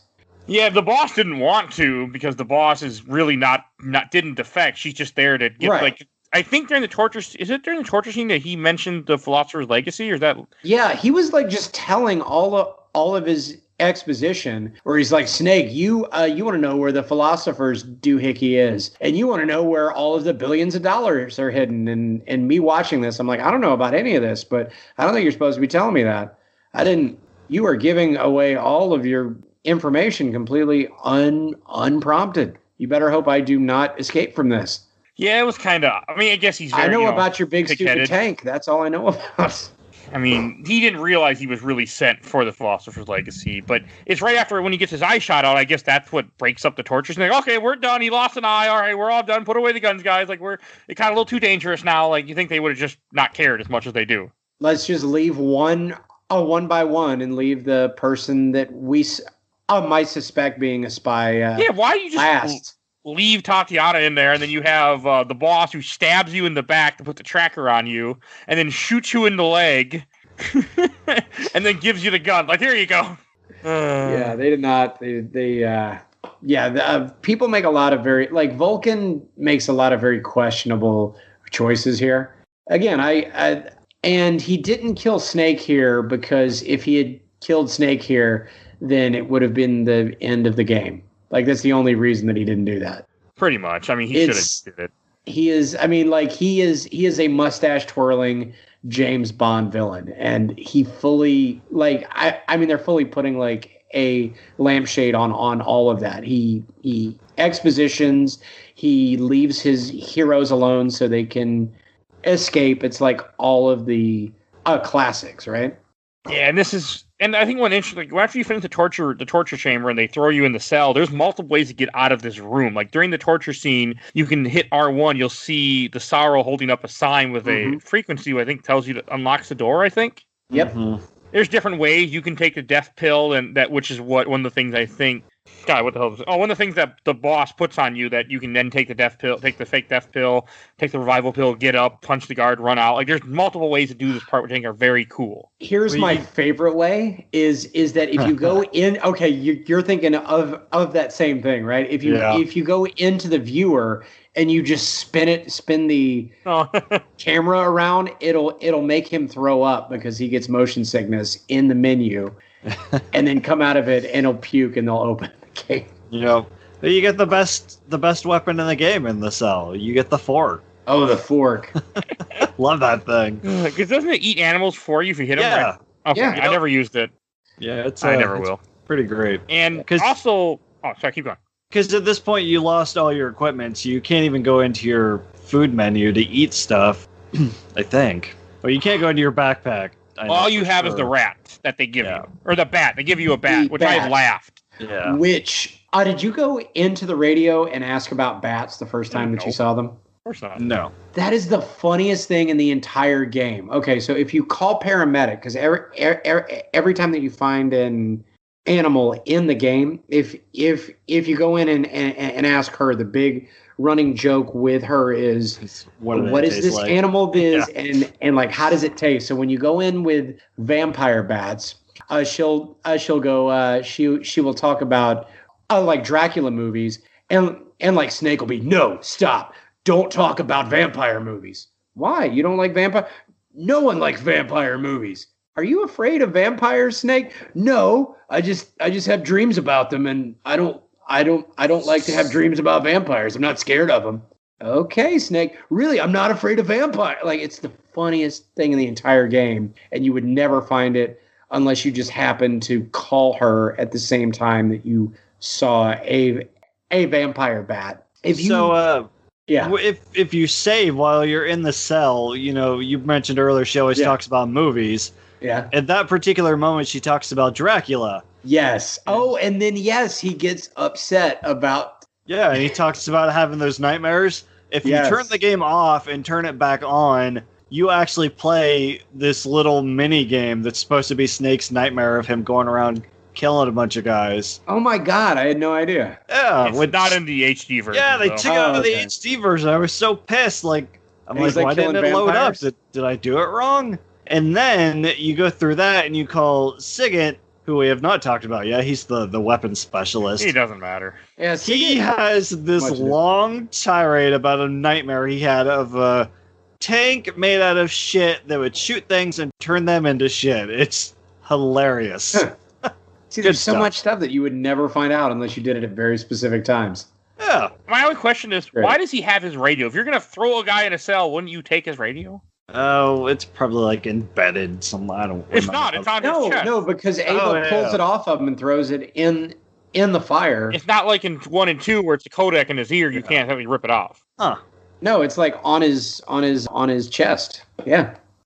So it's an odd thing. And then I do like the whole escaping, like when you get out of the cell and you're running through and everyone's after you and you have no equipment and you end up running into the sewer and you jump off the waterfall like Fugitive. Oh yeah. Oh yeah, 100%. That's fun. I hate this part because they take away all my infinite ammo stuff, so I got a fork.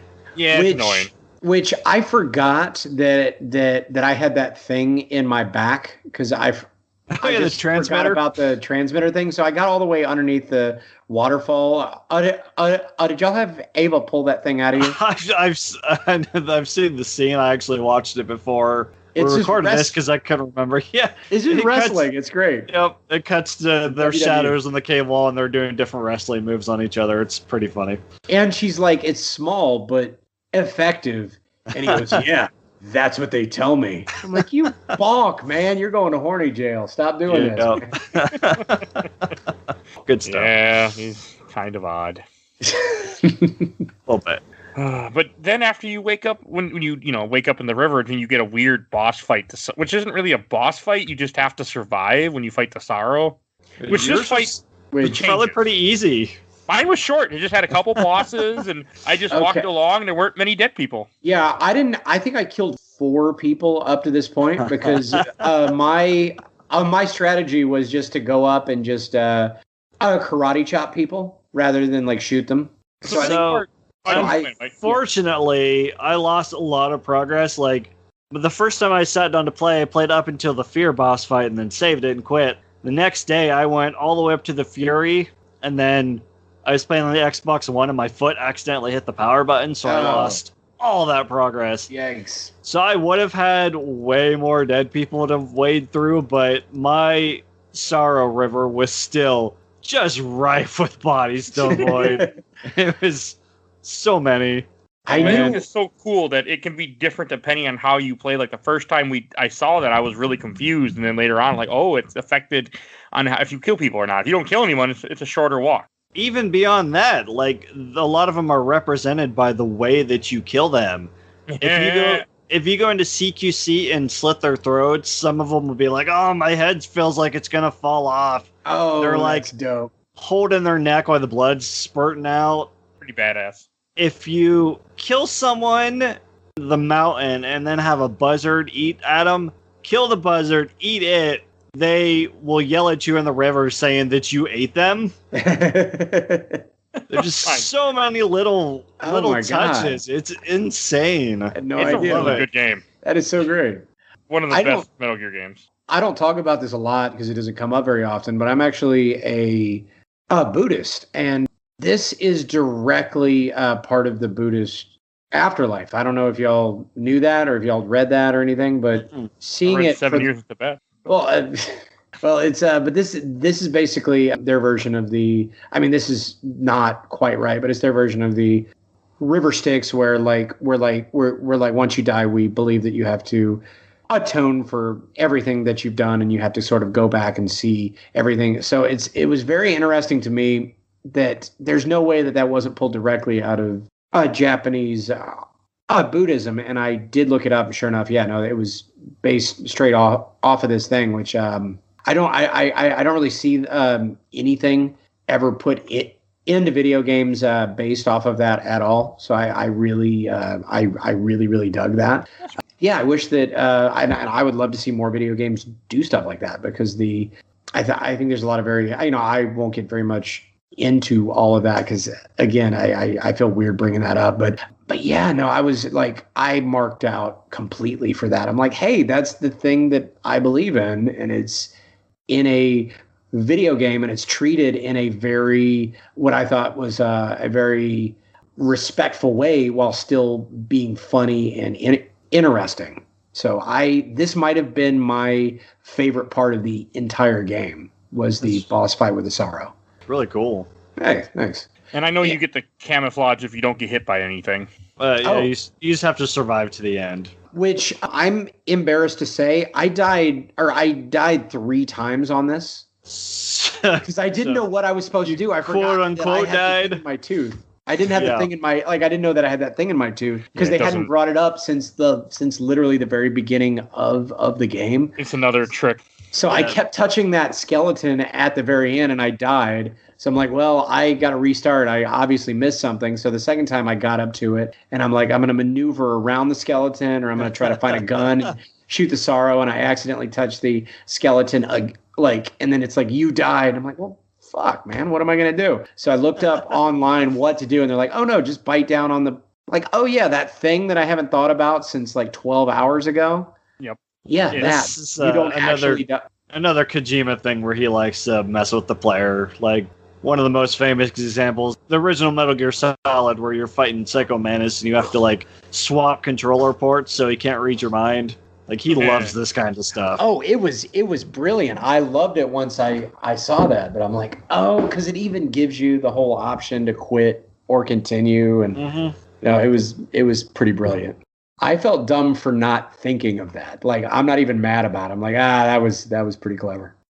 I've beaten the game before, and when I played it again last year, the first time I had forgotten, I'm like, well, shit, I died. What am I supposed to do here? And I went through it a couple times before I rememred. Don't feel too bad. Nah. I played this a lot I think, God, I wish I had. I know Rich could make Rich right. Rich was the one that I first saw this. I remember him getting mad at this, if I'm remembering correctly. When we first did, he couldn't figure out what the hell to do. So. And then after that, this is you go through a stupid part where you're running around in the woods. You have to get to behind a waterfall. This is when you run into Ava again, when they get a little closer, and he gets all his gear back, which is I mean, and then you go back to Groznygrad, which I feel like, why are you going back to the place that, they try to kill you at? But you go there to blow up the Shagohod, and your whole idea is you're going to put C3 on these 4 fuel containers for the Shagohod, however the hell you're not, to blow up this thing, thinking that the explosion should take it out, which, spoiler alert, doesn't work out so well. And you get one of the worst fights again. I like the sound of the C3 when you put it on, the little, clink sound. I don't know. I don't remember making noise. I wasn't paying attention, though. I might have had other things on at the time. Yeah, this fight is dumb.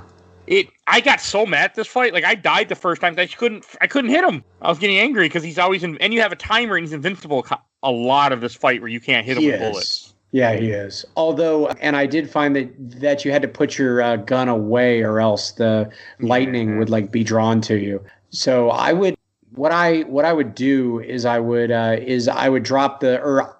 pull up the gun. It would make him shoot the lightning at me. I would immediately put the gun away, drop down to prone. It would pull off of me, and then I would just pull up the gun, shoot him from prone, and I think I knocked him out in about a minute and a half doing that. Nice. I tried that strategy, failed a lot, and barely got it to work, but I'm glad it worked better for you. It was more of a timing thing, I feel like, with him. I know that you can throw a frog at him, which is weird, and you can do close quarters combat. You can throw glow caps down to absorb electricity. There's multiple. That's one thing cool about this game. There's so many different ways mushrooms? to do things. Yep. Oh, that makes sense because those do the batteries, right? Yep. So Huh. That's a great conversation with paramedic. When you eat one, she's like, "Hey, I think I restored my battery," and she leans away from the microphone. She's like, "He said I restored his battery."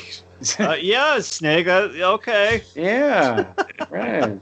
I know when I played this game before, I would have listened to conversations, but anytime I played this game recently, I just skip everything because I just don't. I don't care. I know the good ones that are worth listening to, so I'll listen to those. But didn't do it for me. But and then after you beat Volgan, they blow up the place, or you run out. You get on a motorcycle with Ava. You're shooting people, and somehow the Shagohod survives, even though you blew up 4 fuel containers right next to it. It pulls up and he breaks out of the freaking garage. And this is the part that got me, where I'm like, the Shagohod is better than the Rex because this thing can climb out the building. It can climb just fine like a tank. It's fine. It's a better weapon. Yeah, and the cutscenes of him survives being. You, yeah. I liked this part. No, that was really fun with the whole motorcycle chase, and again with my trusty M30, which was my go-to for any boss fight. This is the point when I stopped caring about going non-lethal and I just started murdering everybody. It doesn't matter at this point. Yeah, I mean there was no more sorrow, so I feel like I didn't need to really worry about it too much. There's nothing at this point you need to be worried about. It doesn't matter what you do after this because nothing else is going to affect. I mean, other than your ending and ranking, that don't matter really. Yeah, achievements. Yeah, I'm not trying to. Oh, and it was at this point, it took an embarrassingly long time for me to figure this out. But I had a crossbow bolt sticking through my neck. And that it was during this fight. And I'm like, who had a crossbow? And then I looked back at it online, and it turns out back when you're fighting the fear, yes, 10 hours before this point, if he shoots you and you don't pull out the bolt, it just stays in your body the whole time.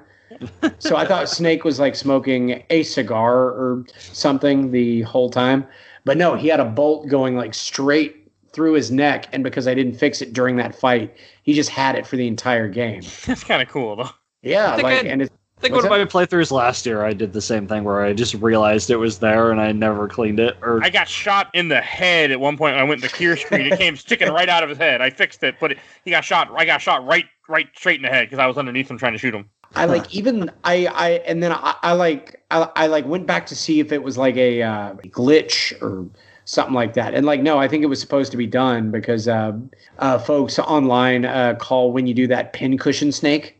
And you can apparently fit up to 64 bolts on his body before it stops. So there's people that play this game looking like a Resident Evil monster with bolts sticking out of every bit of his body for everything past the fear. And it took me up until the Shogodoth. Is that how you say that? Yeah, the big fucking tank fight until I noticed that there was literally one sticking straight through my neck like that monster from 13 Ghosts.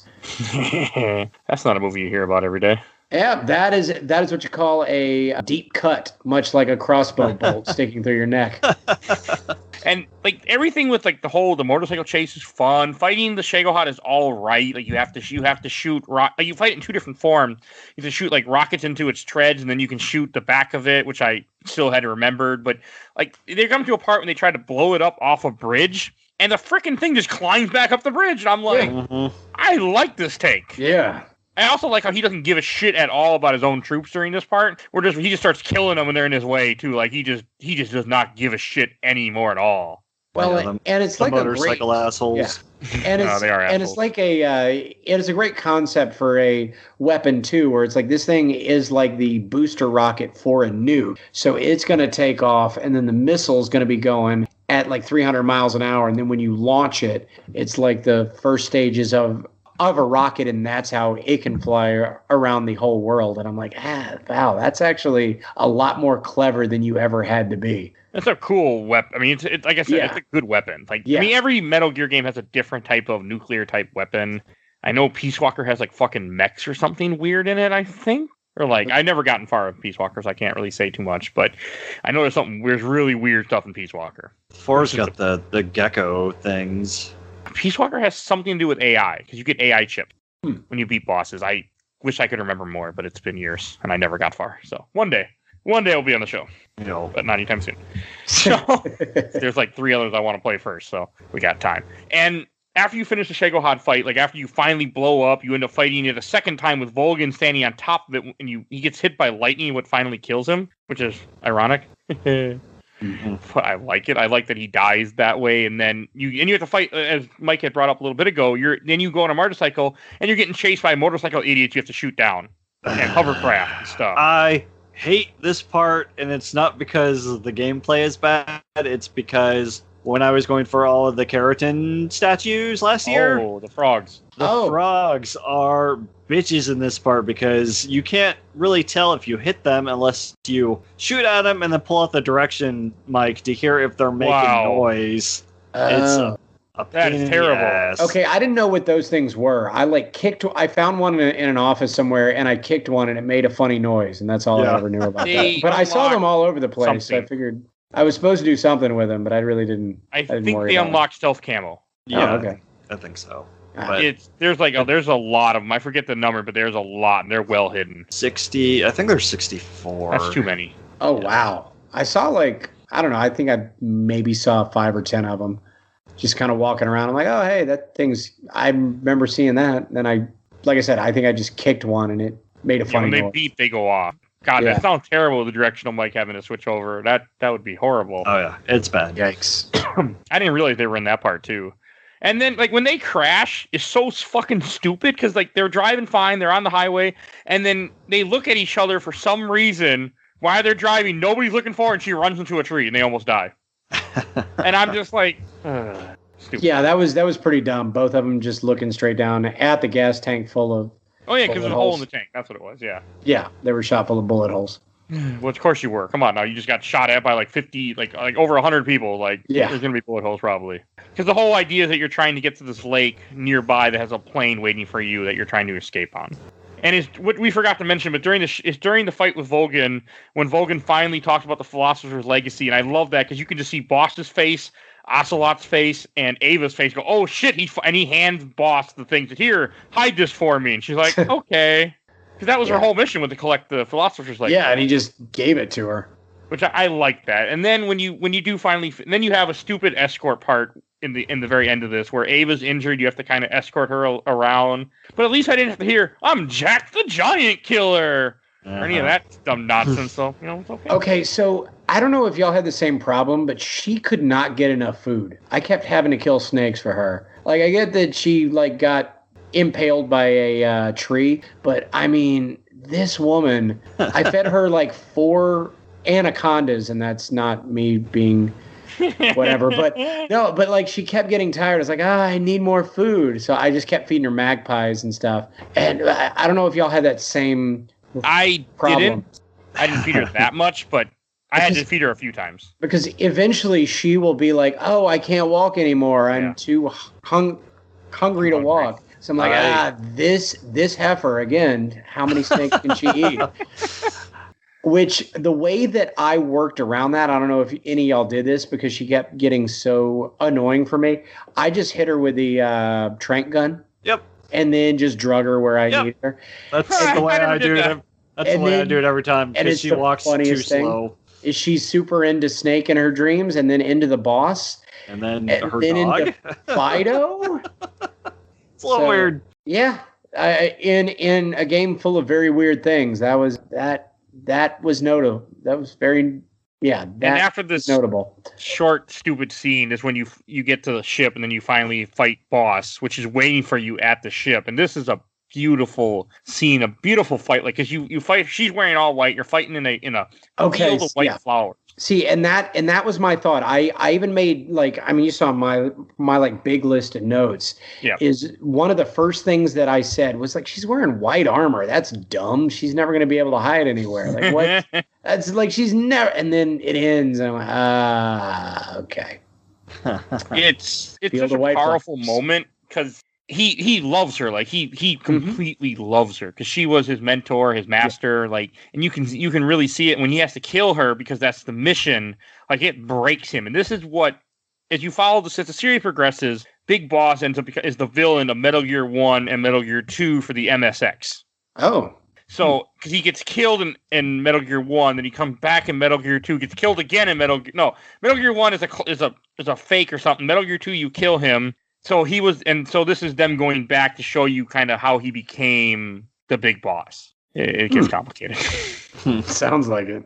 Oh yeah, it's very, very odd. And so this has a lot to do with it because when he kills the boss and he kills his mentor, it's after this that he finds out from Ava after she burns his radio and leaves him and steals the Philosopher's legacy from him after they escape this and she sleeps with them, that Boss was actually under orders to get the Philosopher's legacy to give the nuke to Vulcan. She never defected, but she will be labeled as a traitor for the rest of her life because all they cared about was the money, and that was her mission. And she knew she would have to die to complete her mission, and she still did it. And like when you show the part when he's with all the big wigs, like the president, and he doesn't want to shake people's hands or anything. He's angry at what they did to the boss. That they sent him to kill her, and they labeling her as a traitor when she was a great hero to the country. And that's what makes him really change and turn against the government, which is as you see in Portable Ops and Peace Walker and 5, I think, right, Mike? I don't. You wouldn't. Wrong person, huh? I played a good bit of 5, but I don't remember a whole lot of. You probably weren't watching cutscenes though either. I think I watched him the first time. Okay. I know it's something to do. Like, I know he sets up his own government later on, the Outer Heaven. 100% justified for whatever he did. And again, I have not played any of this, but when your own government, to appease somebody who doesn't care, takes a war hero and just fucks him over and lets their legacy be tarnished and everybody hate them forever. Yeah, no, I'd say you're 100% justified in whatever villainous acts you want to commit against the worst. That's why he eventually changes, because he becomes a villain later on. Yeah, no, I can definitely see why this turns into a villain story. Hearing you say that, just not wanting to shake Johnson's hand. Who by the way, that is the worst Lyndon Baines Johnson I have ever seen in my life. It is pretty bad. Which, again, I feel like was on purpose, ? Maybe? I don't know. Me and him went to the same college. Not at the same time, obviously, but me and him went to the same college. So I don't know if I'm just more, if I just know what LBJ sounds like more, or if they just did it that bad, like intentionally. Okay. Any last things you guys ready to go on to questions, comments, or memories? Sure. I have just a couple of quick. Sure. Why does Snake? Why is he always in a Velociraptor stance? CQC. Yeah, but like, is that part of the combat? I feel like it's better if you have your arms out to grab somebody versus having them all jammed up in your body. Like, I get why he has a knife and a gun at the same time, but he's holding him like he's like a dinosaur and he's like sneaking around with it. Just notes that I didn't get to. Did y'all notice that all of the raindrops had faces in them? That's just a fun little thing that I noticed. I did not notice that. Yeah. If you and this might just be in the HD version, but if you look real close, anytime that there's raindrops, there's little tiny faces, and I couldn't tell who they were. And Oh, I also noticed that codename Sorrow is always smiling, and codename Joy is never smiling. I thought that was kind of funny. Oh, because Joy is the boss. Yeah, Okay, that's cool. but yeah, I just Never caught these that. are just little notes that I took that I feel like I would be remiss if I didn't. And that's it. Food for thought. Okay. I'm going to go a little quick on the memories. We do got a few good questions from that I'm going to read here, but I got a decent amount of memories so I'm going to read some of these kind of quick. First, from the Metal Gear Solid fans group, from Kenneth to Sang, the opening Halo jump scene is one of my favorite scenes in the Metal Gear series. It's pretty good. From Michael Wallman, Metal Gear Solid 3 is my favorite PS2 game, even got to the Fear on European Extreme, but that's where I got stuck. Wow. Yeah, I don't blame you, man. Yeah. Don't blame you at all. Okay, here's an interesting part. From Juan Marroquin. Someone once posted that Snake kills his pain, then his fear, he eliminates his end, placing him on a path of war forever. He kills his fury, he is then killed by his sorrow, only to go on, then he kills his joy. That's cool. So, I like that. Yeah. Let's see. From Louis Emery. So many great memories, great boss battles, great story. And this one from Roy Redfield. What a thrill. All right. Oh, and one thing that we didn't mention, the whole thing with Raikal, the reason why they did that, because a lot of people got upset about Metal Gear Solid 2 with Raiden being the main character for majority of the game. Spoiler alert. So that's why there's that joke with that. Yep. So it's stupid. Okay, here's a good one from Rob Ripoke. Hiding from the end, using the sound direction to hear him snoring, and then trying to sneak up on him with my first boss battle I didn't want to end. Huh. I forgot Nice. you can do that. Yeah. And a couple more from a Metal Gear Solid Outer Heaven group, so another Metal Gear group. Robert G. Williams. This game is still one of my favorite spy movies. Not Same. wrong. Yep. Absolutely right. From Jamie Edwards. Honestly, for me, such an iconic game. Fell in love with it the moment I started playing, just like all Metal Gear Solid games. And, all right, the last one I'm going to read from this group. Matthias Regner Barnett. I think the Virtuous mission could have been a little better, but other than that, it's all just awesome, I think. It almost feels like it was meant to be a demo. Yeah, that Yeah. was sort of like you're just getting your feet wet up until Snake Eater starts, and then that's like your real game. Yeah. All right, and then from the last group, I'm going to read these questions from. I watched the entire Overblood replay from friend of the show, Emmanuel. I'm still in a dream, Snake Eater. I just like doing that. Love that song. And then from another friend of the show, or I shouldn't say friend of the show, I should say co-host of the MCU part of the show, Bill Tucker. Snake Eater is the best combination of Kojima's creativity, ego, and alter vision. All the other Metal Gear Solid swing one way or the other, but Snake Eater blends nicely tuned gameplay without their scenarios that are truly memorable. Taking on the end is enthralling, and the sorrow dream is one of my favorite MGS moments, full stop. The best in the series by a fair margin. That's a good one, sir. Really loved it. Yeah.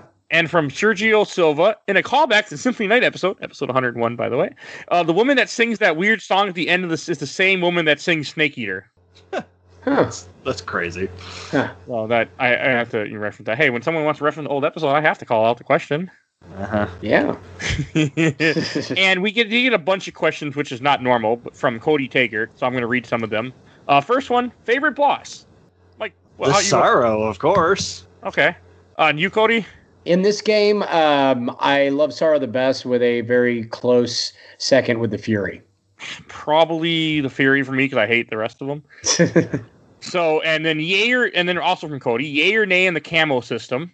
I'm gonna say yay. When I did use it, I like it. I like all the camos that give you special abilities, like the ones you get from the Cobra units. But as far as like the normal ones that are just for the percentage so you can hide better, I wasn't super into it. I loved all of it. I mean, again, this is super novel for me, so I like that a lot better than I like the medical system. I like something that helps me be better versus something that helps me not just die if I don't do it. Yeah, that's fair.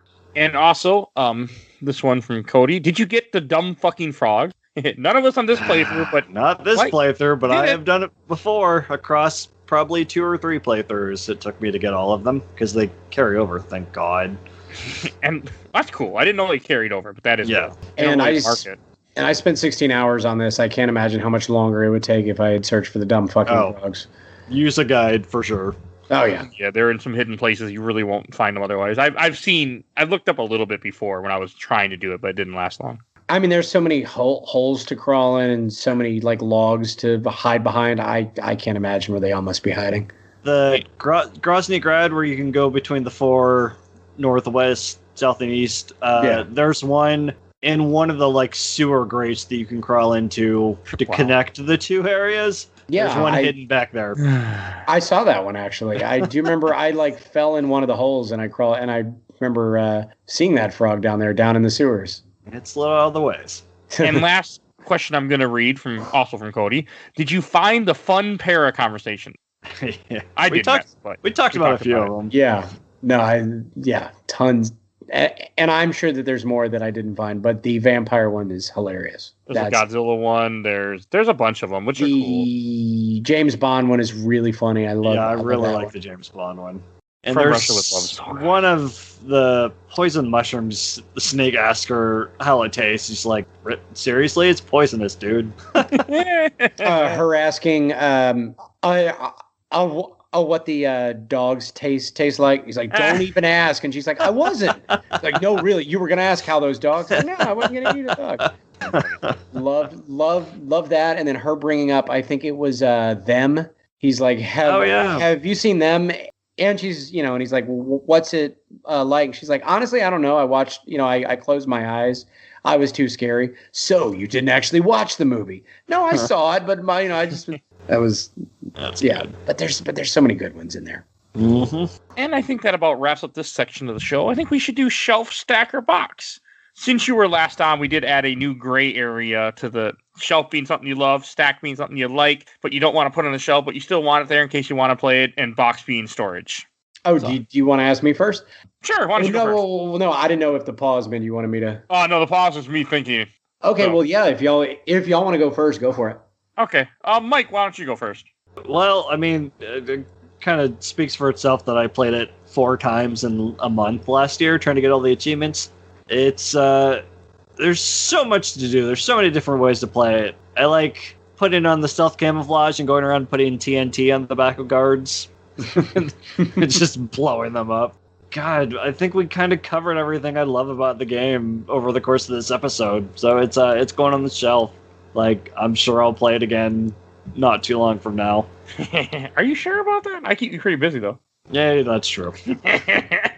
What kind of games my mom found? Yeah, well. I'm insane. Okay, I'll go next. I'm actually going to put this on the shelf. I mean, this playthrough didn't grab me as much as other playthroughs have, but I really do love this game. It is such a good game. I think it's just something that I played it so many times, and I was kind of in a rush because I have other games to play and I have a lot going on where I wasn't in the mood to really absorb everything that this game has to offer. But I had a fun time. Except for the Vulcan fight, I enjoyed myself for the most part. And that fucking tunnel. The rest I enjoyed. So it's going on the shelf. Great game. Glad we played it. How about you, Cody? Sucks. Yeah, I mean, as this is my first real Metal Gear game that I've really sunk my teeth into for more than like 45 minutes and didn't really know what to expect other than it was sneaking around and going in the jungle and everybody loves it. So my expectations were pretty high for this. I was ready to be kind of let down. And I got to say it's even better than I had even thought it was. This game, like I said, I think it's like 16, 17 years old now, right? It's like 2004. Yeah, dude, it blew me away in ways that I did not expect it to. The level of freedom, the characters. I actually really like the Cobra unit. I love that it somehow both made things very tongue-in-cheek while also being very serious and very somber when it needed to be. That final gunshot killing the boss and then all the flowers turning red. That was chills. I loved it. It's not flawless, but it's about as flawless as I could expect any kind of media to be. It takes a lot of chances and most of those pay off in all of the best ways. So for a brand new game for me, it being older, I can definitely say that it 100% holds up. And this is not only is it in the shelf, it's maybe one of my new like top 10 favorite games that I've ever played. Wow. Like straight up, I fucking love this. But I also love the Watchmen. I don't know if y'all saw that movie. Never. Oh, The Watchmen is so good, especially if you've watched a bunch of other like James Bond movies. It takes all the best parts of that while also making them way funnier than any of the James Bond movies ever were. And this, to me, scratched that same kind of itch that The Watchmen did. So I know it's very specific for somebody like me, but this is definitely one of the best video games that I've literally ever played. That's awesome. Yeah, I am glad that we roped you into something that thanks really for enjoyed. having me on, Mike. This was a very pleasant surprise. And before we continue on, we should introduce what we're talking about next week. I shouldn't forget that part. I do sometimes. And this is another one of my picks. We're going to be talking about a game that I bet you most people have no idea what I'm talking about. We're going to be playing Super Nintendo's Illusion of Gaia. People know Illusion of Gaia. Yeah, what's Illusion of Gaia? It's an action RPG game. It's not common. It is not a well-known game. It's just something that... It's one of the games that me and Mike have talked about this off the show. It's a game I'm doing for me. I'm making an episode for me, to me. It's not, I definitely know what all of those words mean. I just never heard them put together in that. Yeah. It's an odd action RPG that's very, very dark at times. So, yeah, something I've always wanted. I've beaten it before, but it's something that I just wanted to put on the show, and it just kind of happened finally. One of those games I've been playing around, putting on the show probably since the show started, but it's now finally happening. So, yeah, that's what we're talking about next week. Since now we're going to go to plugs. Cody, why don't you plug your YouTube channel? Yes, please do. I can be found at Cody Laveau on YouTube. If you see another guy with my name that is like a scummy looking white guy with dreadlocks, that guy is a Nazi. Fuck that guy. Do not give him any traffic. I am the better version of Cody Laveau. I had that name first, and I'm going to keep it. I just recently, and I say recently, it came out in October, I made a movie called Wendigo, which I don't know if you've seen it. I stand by it. It is a found footage horror movie that I made on a $0 budget with all of my friends, where they all put in their time for it. My best friend Kyle Burns is in it. You know him as Deadpool from the poorly animated Adventures of Spider-Man. He shows up in it. Also, you might know her from the internet during your alone time, Miss Merrick DeVille. She is lovely and hilarious, and she plays the succubus in that film. She's great. Also, my friend Yana and Cole, both of them, this was their first movie, and amazing music in it. It's found footage. I really am very proud of it and the work that we put in it. It's 100% free. It's called Wendigo. It's on my channel. Watch it. See what everybody in Vietnam loves about that film. I have like 5,000 views just in Vietnam alone watching the whole thing. They love it. Also, you can check out my Instagram at Cajun Crippler. That's CajunCrippler.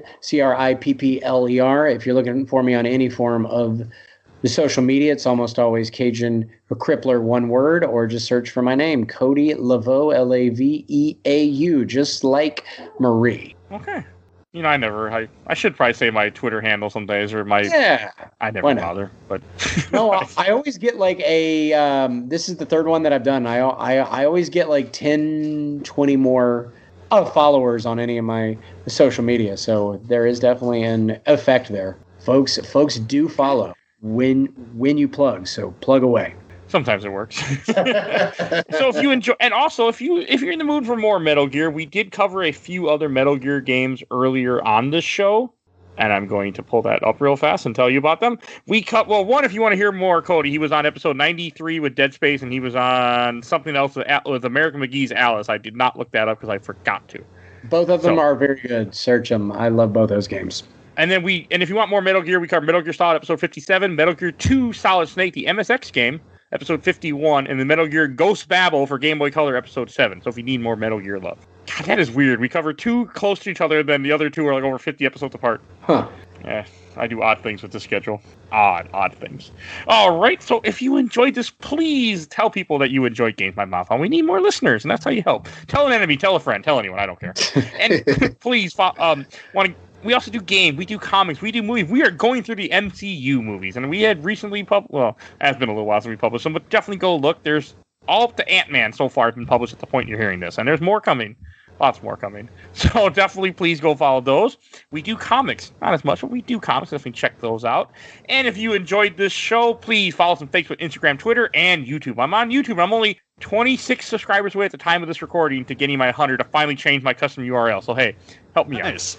Subscribe, please. Hey, people are subscribing. Since I posted Sin City in both the podcast and the episode on YouTube, we have gotten more subscribers. I don't know why. Right on. It's a very good film with a very dedicated You should listen to our episode. following. Yeah, No, don't listen to the episode. Now the sequel, One person loved it, and 2 people wanted to kill themselves. the sequel. I don't. If y'all ever want to pain yourselves, watch the sequel to that. I saw it. Oh, we in talked theaters. about it too.